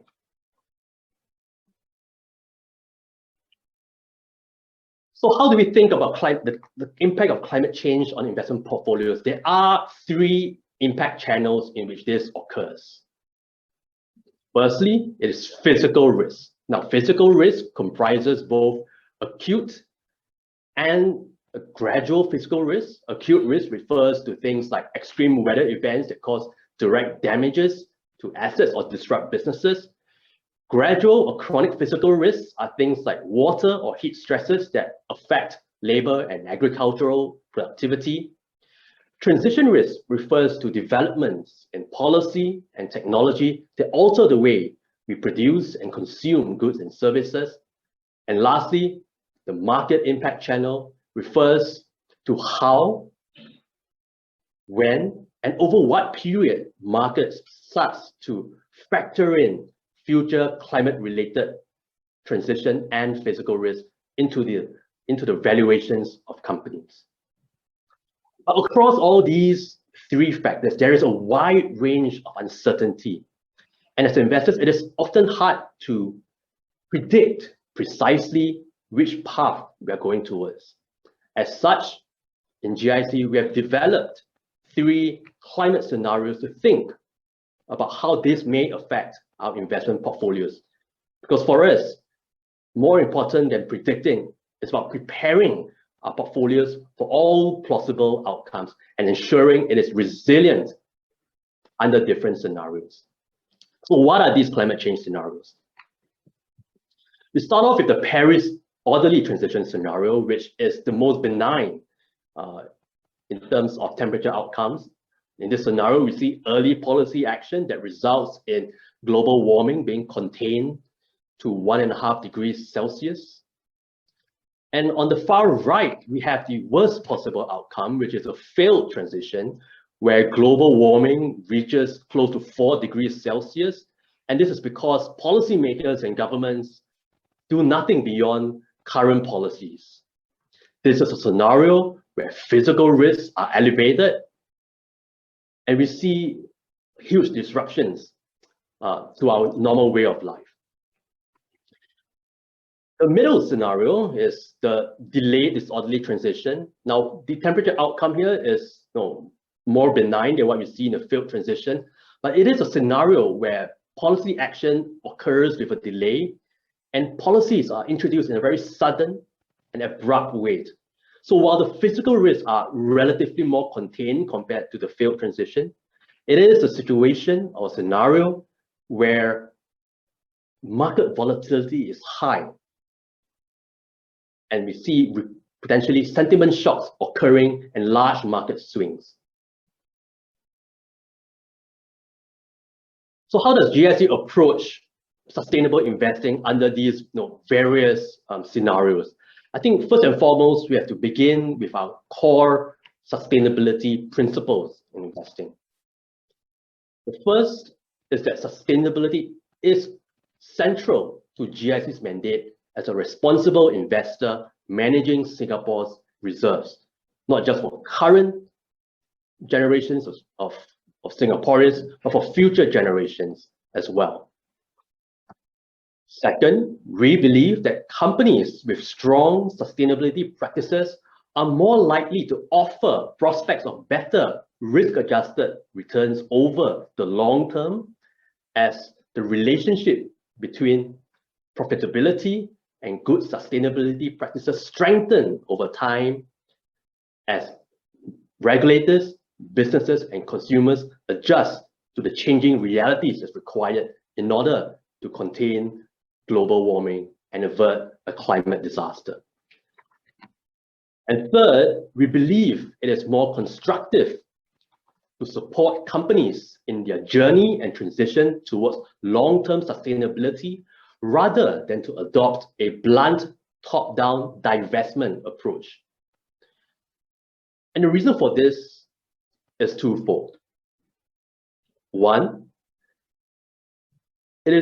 while it might seem counterintuitive, it is actually more beneficial from an environmental standpoint to help a brown company become less brown than to help a green company become more green.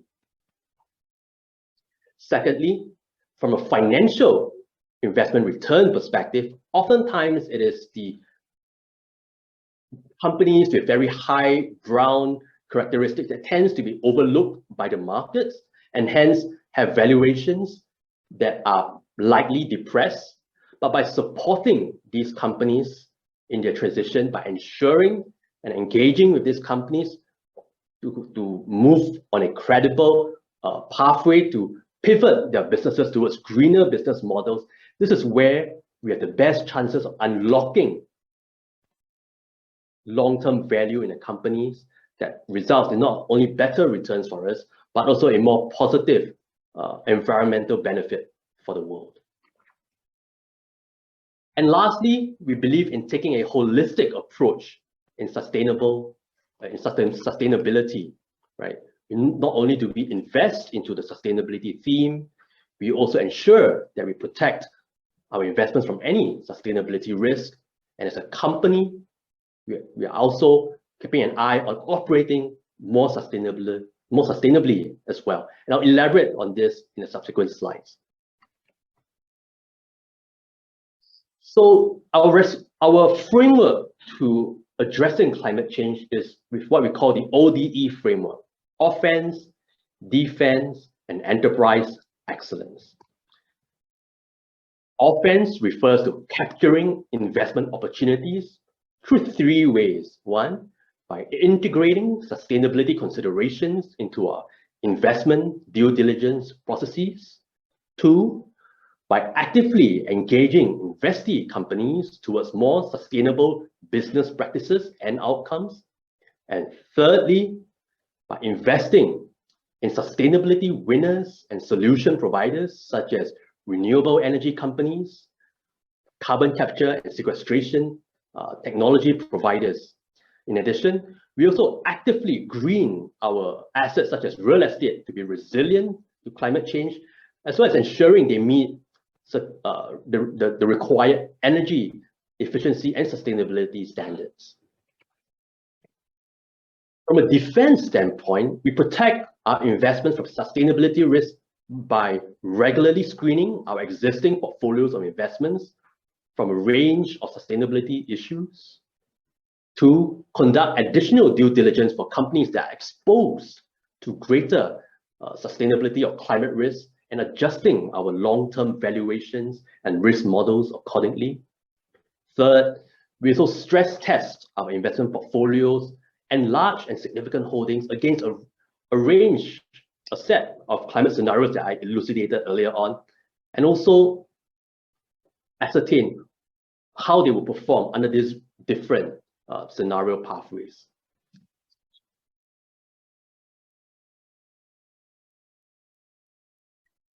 And lastly, on enterprise excellence, that refers to the way that we operate as a company, and we do so in a few ways. One, we communicate very clearly our expectations for sustainability to our business partners, as well as employees, in terms of managing our resources to improve energy efficiency, as well as achieve carbon neutrality across all our global offices.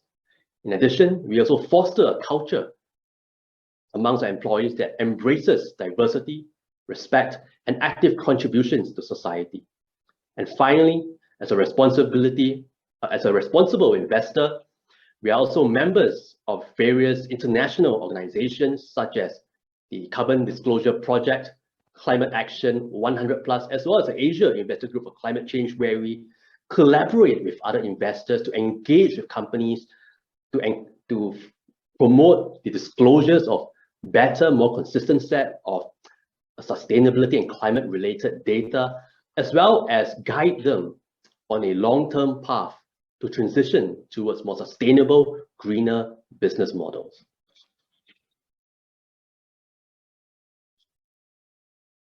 So what does sustainable investing look like? As I mentioned earlier, over 130 trillion US dollars of investments in the world's energy system is required over the next 3 decades for a 1.5 degree outcome, the more benign climate scenario, to avert climate disaster. But there are 2 gaps.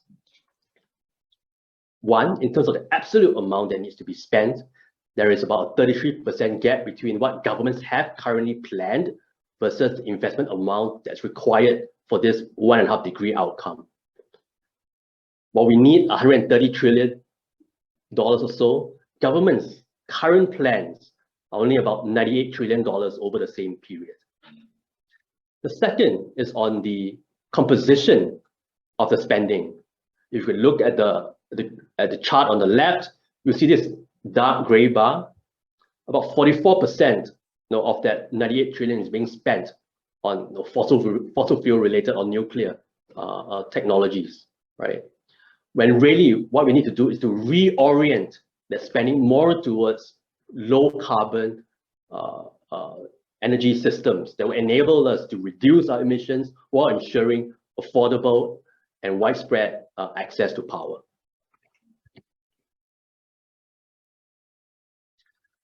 So what can sustainable investing look like? There are two broad categories. One, in terms of thematic opportunities, we can invest in climate solution providers and technologies that support the low carbon transition. This includes renewable energy, electric vehicles, the suppliers to these technologies, as well as things like carbon capture and sequestration solutions. The other category is that we can invest in companies that are leaders in sustainability in their respective sectors and industry, as well as in companies that have a strong potential to successfully transition from perhaps currently brown activities to more sustainable business practices. This next slide here showcases some investments that GIC has made in the sustainability domain. The first is Greenko Energy Holdings. This is one of India's largest renewable energy independent power provider with power generation capabilities across different low carbon technologies such as solar, wind, and hydro power plants as well. And then we have in the real estate space, Gangnam Finance Sector. It is an office building in Seoul that underwent extensive refurbishments in order to have increases in energy efficiency that enables it to reduce its carbon footprint in Seoul. The next is Chargepoint, which is a pioneering market leader in electric vehicle charging infrastructure that helps to facilitate the global shift towards mass electric vehicle adoption. And it is quite critical because if you have an electric vehicle, but you do not have charging points, it's going to be hard to convince consumers to switch towards these lower carbon forms of transportation. The fourth investment that we did was Appeal. This is an American company that's developed a plant-based edible coating that slows down the decay of fresh fruits and vegetables and enables the shelf life of this fresh produce to effectively double. What this means is that it helps to reduce food wastage and spoilage and allows us to maximize the usage of the food that we currently produce. And the last one, which is a bit counterintuitive, is Duke Energy Indiana. Now, this is an American utility company that is currently very much coal-fired sort of a power utility. But why we invested in it was because it is a utility company that is committed to retiring its coal power plants and to reorient its business towards cleaner forms of electricity generation. And we believe that by providing them with the capital to pivot their businesses, we are able to not only accrue a good return over the long term, but also to contribute in a small way to helping the world abate emissions over the very long term. But it is not, to be clear, it is not easy to do sustainable investing. And there are three key challenges that we have faced.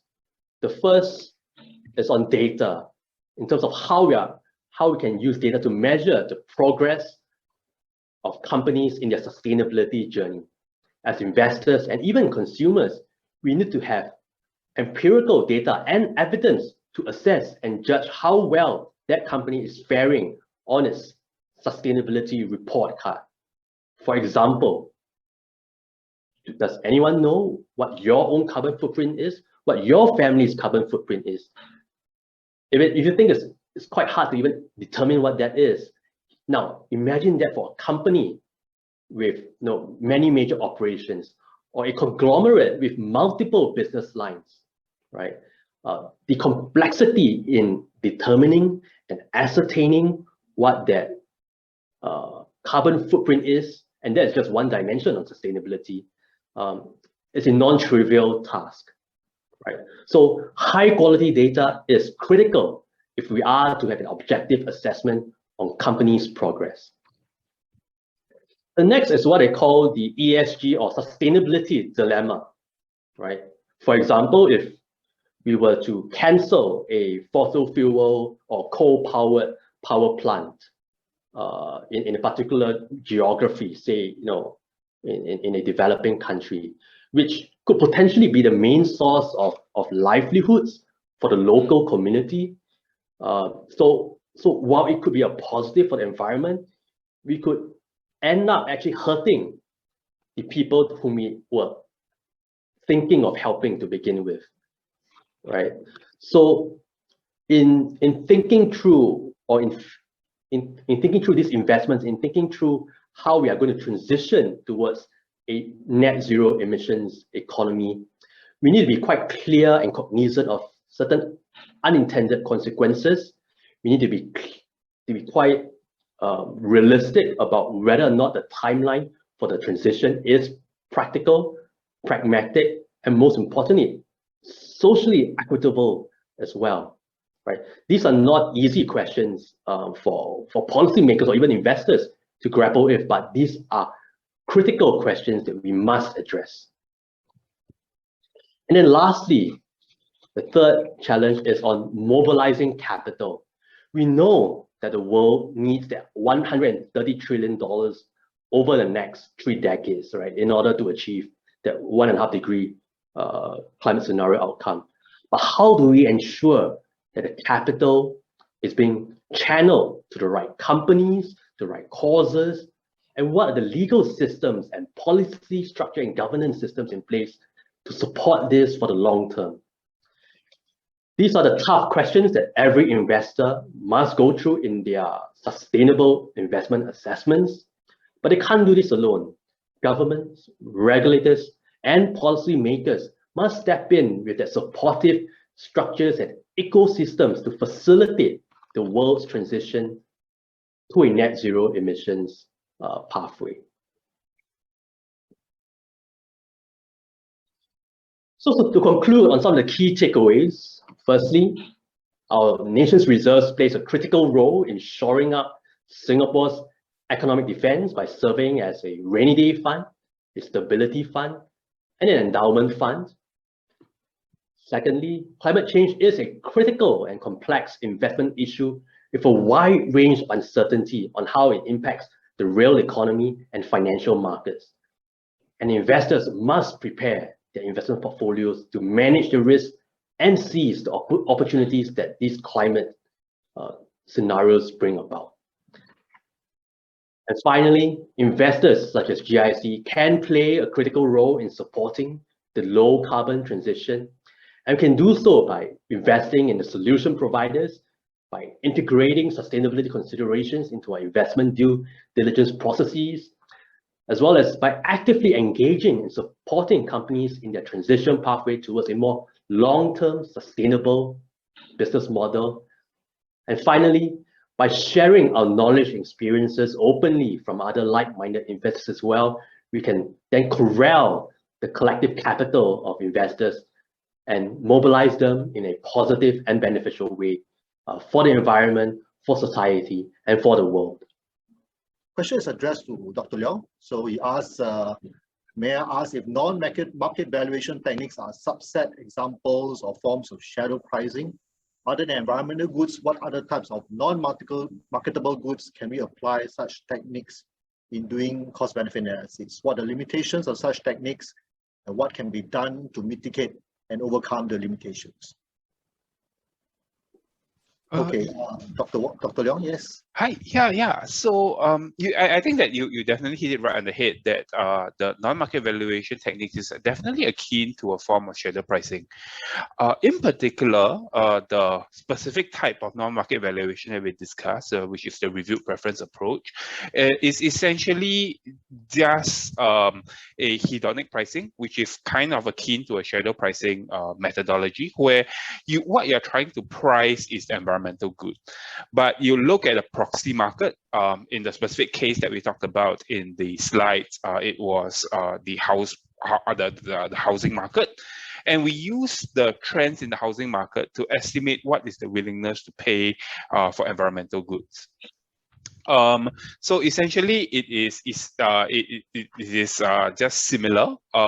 It is just a nomenclature difference, and more. I think that the shadow pricing is a bit of a more general term that is used a bit more for different types of economic policies. In environmental economics, we tend to use a bit more of the non-market valuation as the nomenclature to describe some of these techniques. So essentially, you can think of them as being very similar. What you're trying to do is to price the environment either by asking people directly or by having some form of a proxy market where you observe the proxy market and thereby infer how much are people willing to pay for improvement in the environment. So in terms of environmental goods, there are a whole bunch of environmental goods that you can price with non-market valuation. This includes things like air quality, water quality, land pollution, water pollution, etc. So a very wide range of environmental goods. The reason why this method has been used a lot in the environmental sphere is mainly because the environmental goods typically have very poor functioning markets. So a lot of times you need some of these methods in order to price in some of these things because there is no market value that you can get it from. It is, for example, a bit less useful if you have markets that is well functioning. So you, for example, will not be using non-market valuation to estimate the price of rice, right? Because rice, there's a price for that commodity. Similarly, you'll not be using non-market valuation to value labor, for example. But having said that, there are aspects of labor that could be used where non-market valuation could be useful, right? So for example, if you're trying to figure out whether or not people value leisure as compared to like how much do people value leisure, then you can think about if you have two jobs, one with lower working hours as compared to the other, what is the differential? And so therefore, how much are you willing to pay for a job that allows you to have more leisure, for example. Another aspect may be, for example, cars, right? So you have different types of cars, and so maybe you can figure out what aspect of the car people are more willing to pay for and things like that. Yeah, so it can be applied in general to a whole range of non-market value that is not just confined to the environment, but it is just used very widely in the environmental domain because of very poor functioning markets. So in terms of limitations, really the main limitation is whether or not you can find a group proxy market firstly. And if you're running a stated preference survey, then whether or not you can explain what your policy is doing in a way that people can understand. Okay, so let's take the first part first, right? So in terms of the proxy market, it could be that you do not have a very good proxy market for the exact environmental good that you're trying to value. So for example, you may be trying to value how much are people willing to pay for construction noise reduction. That is a very, very difficult question because on the one hand, construction noise causes some disamenities, but at the same time, the construction itself, say if you're constructing a MRT next to your house, right, it leads to increased amenities in the future. So you got to weigh between the current these amenities and the future amenities, and sometimes it just washes out in the analysis anyway, which means that house prices may not be the best proxy for estimating what is the value of MRT construction noise or noise due to MRT construction. So then you may need to go and look for other proxy markets and things like that, right? So for example, the electricity market, if you assume that people close their windows and so therefore turn on the air cons, might be a better proxy as compared to house prices. So yeah, so some of these estimations may need to be done. So that is whether or not the proxy market exists. The second is whether or not you can explain what your policy is doing in a way that people can understand. So one of the things that we may be thinking about, one example of this may be, say, for example, temperatures have just been increasing as a result of climate change, right? So you may then ask people, if you wanted to have a more comfortable environment of, say, 1 degree change in the temperature, how much are you willing to pay for that? You can run a stated preference on that, but it's going to be very difficult to get a response that's accurate, because you're going to ask people, how much are you willing to pay for a 1 degree change in temperature? But most people will not understand what exactly is a 1 degree change in temperature, right? Like how does it compare 28 degrees Celsius versus 29 degrees Celsius? And how would I know how much would I want to put in order to have that change in temperature? So if you are going to design a stated preference survey, it is necessary for you to design it in such a way that people understand what you're actually asking. Yeah, so not sure if that fully answers your question. I guess if not, you can type in another question, you can just raise your hand. So I'd like to ask Basil if you want me. So there's another question on value of statistical life. Would you want me to take that as well, since I'm just rambling anyway? Might as well, yeah. Yeah, so for the value of statistical life, it is actually related to this whole idea on non-market valuation anyway.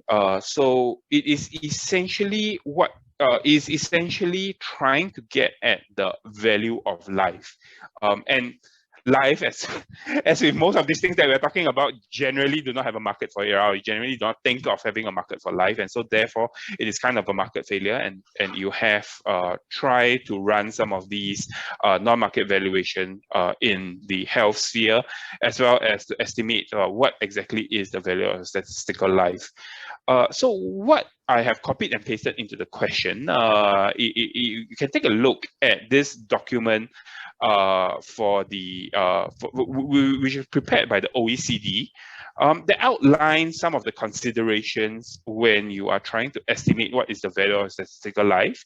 It also conducts a lit review of previous estimates on the value of statistical life. So essentially what these studies do is that they ask people, there will be a policy that will be implemented. It reduces the risk of death by X%. How much are you willing to pay for this policy? And they collate all of the estimates that comes out from answers to those questions, and so that gives you approximation of the range of value of statistical life. There are many studies out there. There are also many literature reviews on the value of statistical life.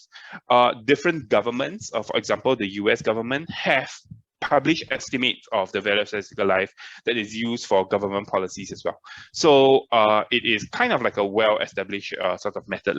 You can go take a look at the document for further details. Yeah, okay. Okay, thank you, Dr. Leong, for your very detailed responses to both questions. Okay, now we'll go on to the next question, and maybe the next question on the list, or at least on my list, is from Davis, but I noticed that Davis has asked many questions. So maybe the panelists, maybe you can take a look at them. I shall quickly run through. And Davis, we might need to unmute you for some questions if we need you to clarify what you actually mean by those questions. So here on the list, what we see is that first question that he has is, what's the role of the government? Should it be more of an enforcer or a coordinator of green policies? And we have other questions like what's the circular economy? Maybe Dr. Leong can elaborate on that. And Early in the first lecture, I think that's Professor Yang discussed about lawsuits. So why is there a need for lawsuits if the government were to implement laws instead to make externalities or external costs illegal? And maybe, Davis, this is a question that may need a clarification. Can externality occur outside the climate change scenario? So if you are willing, you can put out a hand and we will unmute you to clarify this. If not, we may have difficulty responding to this. And the last question I have on my list from you is, if an investment fails, how does GIC restore their lost money? Okay, so let this be open. All the panelists, maybe you can just answer one or two of the questions which are pertaining to what you have presented, or you feel like responding. There's no need to respond to everything, just whatever you're comfortable with. Okay, anyone can start this. Oh, okay. Maybe I can start first. I think the question was addressed to, I have one statement in my lecture saying that government can act as a coordinator. Well, I didn't say that the government cannot act as an enforcer, but I think it's not very clear over here what enforcer actually means and whose behalf that the government should be acting on. So, I mean, we are here because that you're interested in sustainable development, that you're interested in environmental protection, that you're interested in going green. And we would all agree that the government should enforce certain rules that to make business to transit into greener business. But we're not everyone, right? So not everyone would agree on this argument. Not everyone would agree with this statement that we should have a more sustainable way of development. From a perspective of economic analysis, we have something called social welfare function, and we have certain rules or standards to measure the welfare level for the whole society. And we have something which is kind of taken as the golden rule in economics, which is the Pareto efficiency. I guess the reason I came up with this statement is that if the government can work as a coordinator, then the whole economy can transit into a higher level equilibrium in terms of sustainability, and then everyone is going to benefit, and no one's going to lose anything from that transition. I know that in theory that won't be true, but I'm talking about it for most people. So if we apply that criteria, so the government cannot really act as an enforcer, because we can't say there's no one in the economy who do not want sustainable development. Or I mean, we can't say that everyone wants sustainable development. Okay, so if the government does act as an enforcer, then we're gonna harm those people, right? Because they have to pay more for their grocery shopping, for their clothes, for whatever that they buy that we claim to be green products. Okay, because producing them costs more. So we're harming these people. Well, but then that comes to a question of a value judgment, right? Should we? Okay, should we harm those people on behalf of those people who love the environment, who want to, who prefer sustainable development, who want to go green? Okay, and I'm not here to make that judgment. So that's why I said the government can act as a coordinator, then coordinate everyone, whether you like to protect, whether you like protecting the environment or you don't. Okay, if we are all part of this game, if we're all part of this coordination, then this coordination can benefit everyone in the economy. I think that's what I was originally referring to.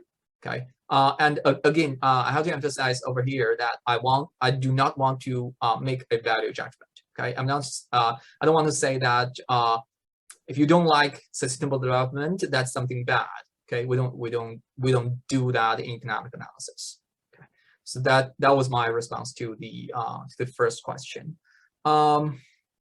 Anything else? I think there was a question asking whether externality can occur outside of climate scenario. Absolutely. Every externality happens every day, every minute. Okay. I was woke up by my neighbor's daughter playing piano this morning, and that was externality because she played piano, and maybe their family enjoy her playing piano, but apparently I was not quite in the mood of enjoying playing piano in the morning when I was still sleeping.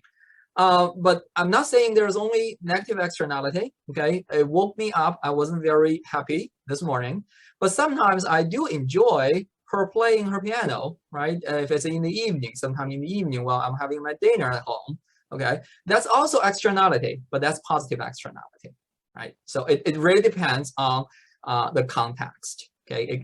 The same thing can be positive or can be negative in terms of the externality.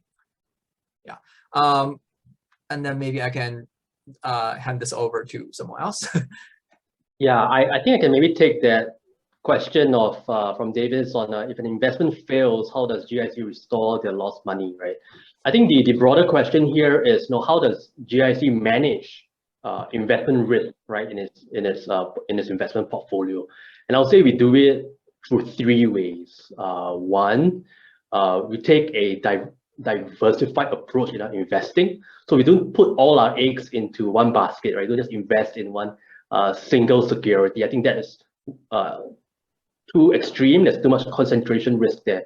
What we do is to invest in a diversified way across over more than 40 different geographies and markets, as well as across various industries and sectors. So by having a diversified investment portfolio, even if there are some pockets of the portfolio that might not be currently doing well, there'll be other segments of the portfolio that would do well, that can more than offset the drawdown in some of the other investments. The second way that we go about managing risks in our investment portfolio is about having deep due diligence in terms of determining and assessing the downside risk to any single investment. And that includes also sustainability risk factors, right, that could potentially impair the value of the companies and securities they invest in. So doing that rigorous and robust due diligence onto the company is critical in sizing that downside risk. And then lastly, but not the least, is being valuation discipline, right? A company can have good business prospects into the future, but if it's trading at a valuation or at a price that is expensive, then your prospects of achieving a good return over the long term is likely low. Hence, in any investment, we have to be valuation disciplined. We need to ensure that the risk-reward ratio is favorable before we deploy capital. And by having this disciplined process, we're then better able to manage the potential risks in our investment portfolio in totality, in aggregate. Leo, do you have anything? Yeah, so maybe I'll just take the circular economy one. So essentially, you can think about the traditional economy as being more linear, right? So you have extractive processes where you extract resources from the earth in some sense, right? So mining, where you remove metal ores as well as say coal or oil, and then you process it, and then after that there's the consumption part where you use whatever they have extracted, and then you throw it away, right? So it goes in the landfill and that's it, right? So that is a linear sort of process. In a circular economy, you actively think about whether or not some of these resources that you have extracted, whether or not they can be reused in some upstream process, right?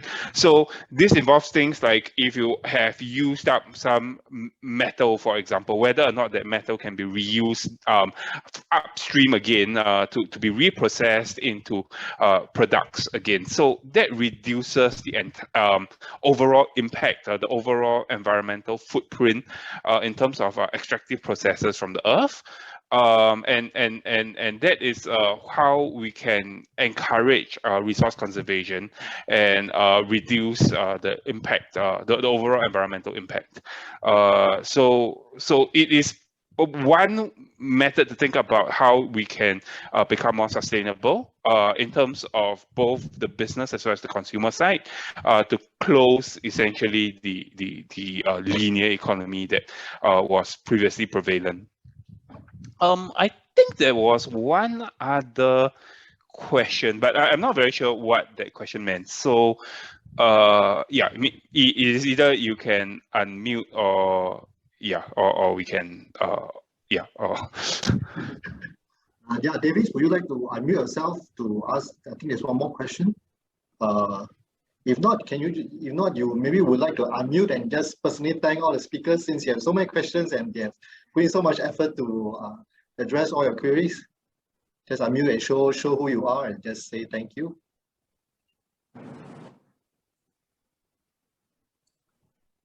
Oh yes, I saw your face for a while. And I'm done. You can have the floor now. Thank you. Okay. All right. Thanks, Davis. All right. Thank you, speakers. Okay, we shall move. We still have a bit more time. Maybe 2 more questions. We'll move on to the next one, which is by again Chen Le. Okay, based on popularity. Okay, so what he, I'm not sure he or she, but what he or she is asking is addressing towards Professor Yen. I would really appreciate if you could address my question about reducing pollution among firms. There are 3 questions. Wow. Okay, so first is it possible for firms to voluntarily reduce pollution if doing so becomes an element for product differentiation? Example, sustainable business practice appeal to eco-friendly consumers, possibly increasing firms' revenue and profits. Second question, could you elaborate why marketable permits are politically more complicated? Are pollution taxes politically unpopular or more unpopular than marketable permits? And the third one, if a firm has corporate social responsibility programs, how do we tell the firm has a genuine preference to protect the environment or to just greenwash and profit from attracting eco-friendly consumers?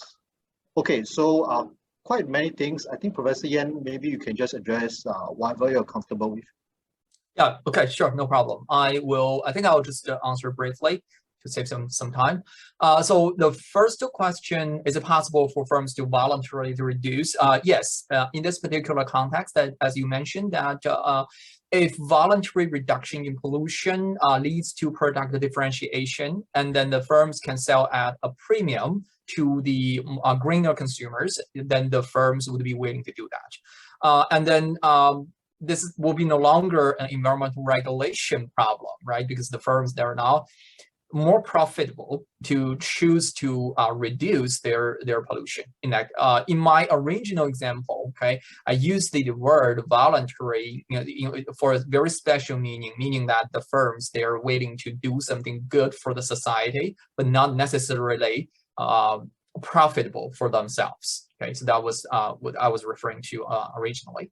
The second question, could you elaborate on why? Okay, so in theory, what as environmental economists, they talk about the tradable market, the marketable permits and taxes.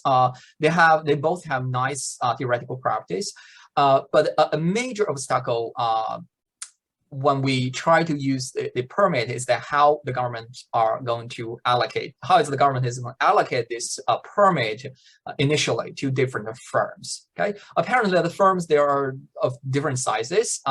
Should we give them all the same number of permits? That doesn't seem to make much sense, right? But should we just give the firms based on, let's say, their pollution in the previous year? Well, that's going to induce some kind of strategic behavior. So before the government give out these permits, then the firms, they will race with each other to pollute more, actually, in the previous year, in order to get more permits when the government gives them out. Okay, so that's why I said using permits is politically more complicated than using a tax such as the carbon tax, because the carbon tax applies uniformly to every firm. Okay, I'll give you an example in my in my presentation, the carbon tax that is implemented by the Singapore government. And then the last question, okay, CSR, okay, how do we tell? Okay, that's a very good question. I hope I know the answer, but unfortunately, no, I don't know. And that's why towards the very end of my talk, I mentioned that the government should act in this process, right? The government or these industry organizations, they should come up with a standard that are much easier for consumers to tell whether these firms that meet these standards. If they do, then we consider them being a green company or a green firm. Otherwise, then the standard is not satisfied. There might be something going on with these firms. Okay. All right, thank you, Professor Yen. Now, because we are a bit coming close to time, so if you really want your questions to be addressed, you can put out a hand and we'll reward the courage that you have shown, okay, to ask the question live. So if not, we will go on, and maybe this might be the last question, depending on how much time we have. So we have two questions actually. So maybe I will just pose both of them one go, and the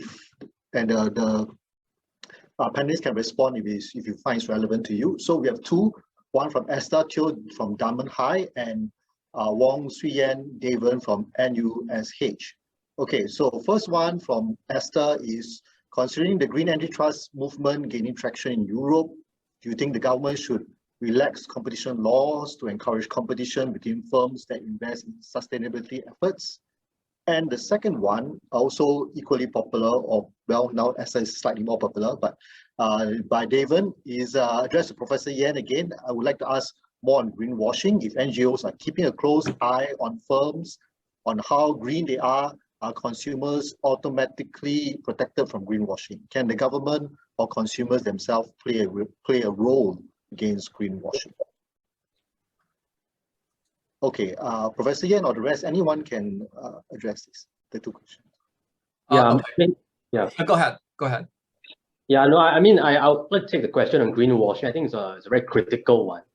As investors, that's something that we face. In fact, it's one of my challenges, right, in terms of sustainable investing, and that is really good data, high quality data that allows for comparability across companies, minimally within their industry, but ideally across sectors and geographies as well, right? So right now, the kind of data quality that we have in the sustainability space is very poor, but there are some promising signs. We are seeing various regulatory bodies like the US SEC actually requiring companies to disclose financially material climate risk metrics. We are also seeing international accounting boards actually finally coming to the fore to try to set some kind of harmonization or standardization in a kind of sustainability related data disclosure. So from an investment perspective, this helps to provide us with an even footing, right, to be able to assess companies across different sectors and geographies. But I think from a consumer perspective and even from a government perspective, having the data is one thing, right, but it's also being able to interpret it, right, in a systematic and objective fashion, right? So I think consumers need to be sufficiently educated and informed to not just read the glossy marketing advertisements of the various companies, but to really drill into the data. Now, not every single consumer has the time, nor space, nor bandwidth to drill the details, and that's kind of incumbent on the NGOs, the governments, the regulators to be able to ensure that sufficient enforcement is being made and ensuring the right data is being disclosed, the right marketing or the communication of data is done in an objective way that doesn't oversell what the companies is doing. And it's only then that we are armed the right amount of information to make accurate judgment as to whether or not a company is sustainable or otherwise. Okay. Thank you, Mr. Wong. Professor Yen or Dr. Leong would like to add on?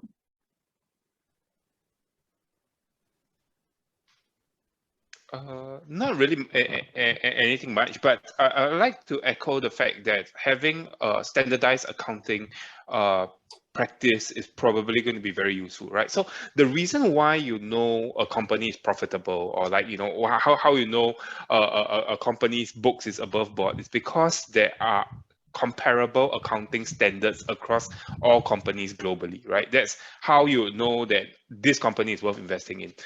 In a similar vein, if you want to know that a company has sustainability initiatives that positively impact the environment, the only way you're going to do that is having some form of internationally agreed accounting practice for sustainable indicators, right?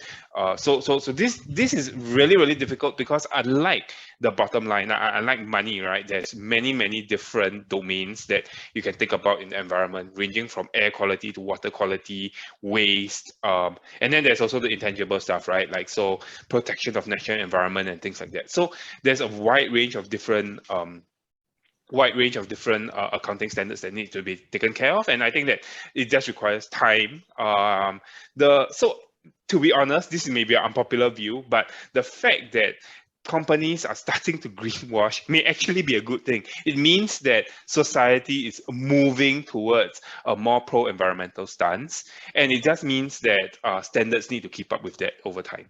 Yeah, so not okay. I'm not sure if I would just echo Dr. Leong's perhaps slightly contrarian viewpoint, and that really, while greenwashing is certainly a problem that we need to address, but the fact that companies bother to greenwash is a sign of the progress we have made. I think 10 years ago, most companies don't even bother putting green labels or green marketing campaign. The fact that they do now is a testament that perhaps the younger generations, the successive generations, consumers are exerting the pressures that are forcing them to change their behavior. Okay, Professor Yen, any last words? Oh, okay, thank you. Actually, not much, but I totally agree with what Dr. Leong and Mr. Wong just mentioned in terms of the greenwashing. I mean, again, as an economist, I don't think that we're in a position to criticize a greenwashing or anything like that, because we're getting cheated every day, right?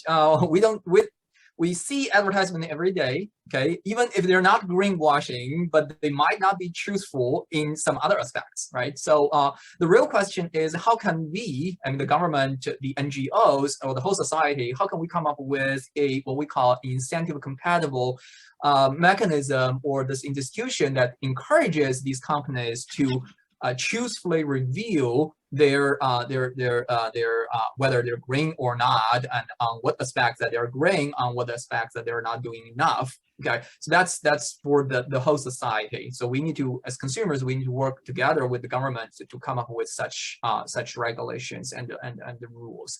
I particularly agree with what Dr. Leong just mentioned, that if you want to know whether a firm is profitable, you look at the financial report, right? But then if we can come up with a standard that the so-called green firms, that they have these green reports that for us to rate, then we'll be in a much better position to make a judgment on whether these firms are green or not. Okay, thank you everyone. Unfortunately, we ran out of time, so resources are limited. Time is one of them, and we have no more time for further questions. So thank you all panelists, speakers, for very engaging and enriching sharing and discussion. I'm sure we had a fruitful and insightful session today. Professor Yen, Dr. Leong, Mr. Wong, on behalf of the Economics Unit, I would like to thank you for the time and effort that you have put in to reach out to our students and teachers. I'm sure everyone was thoroughly engaged and have benefited greatly from your analysis, views, and insights.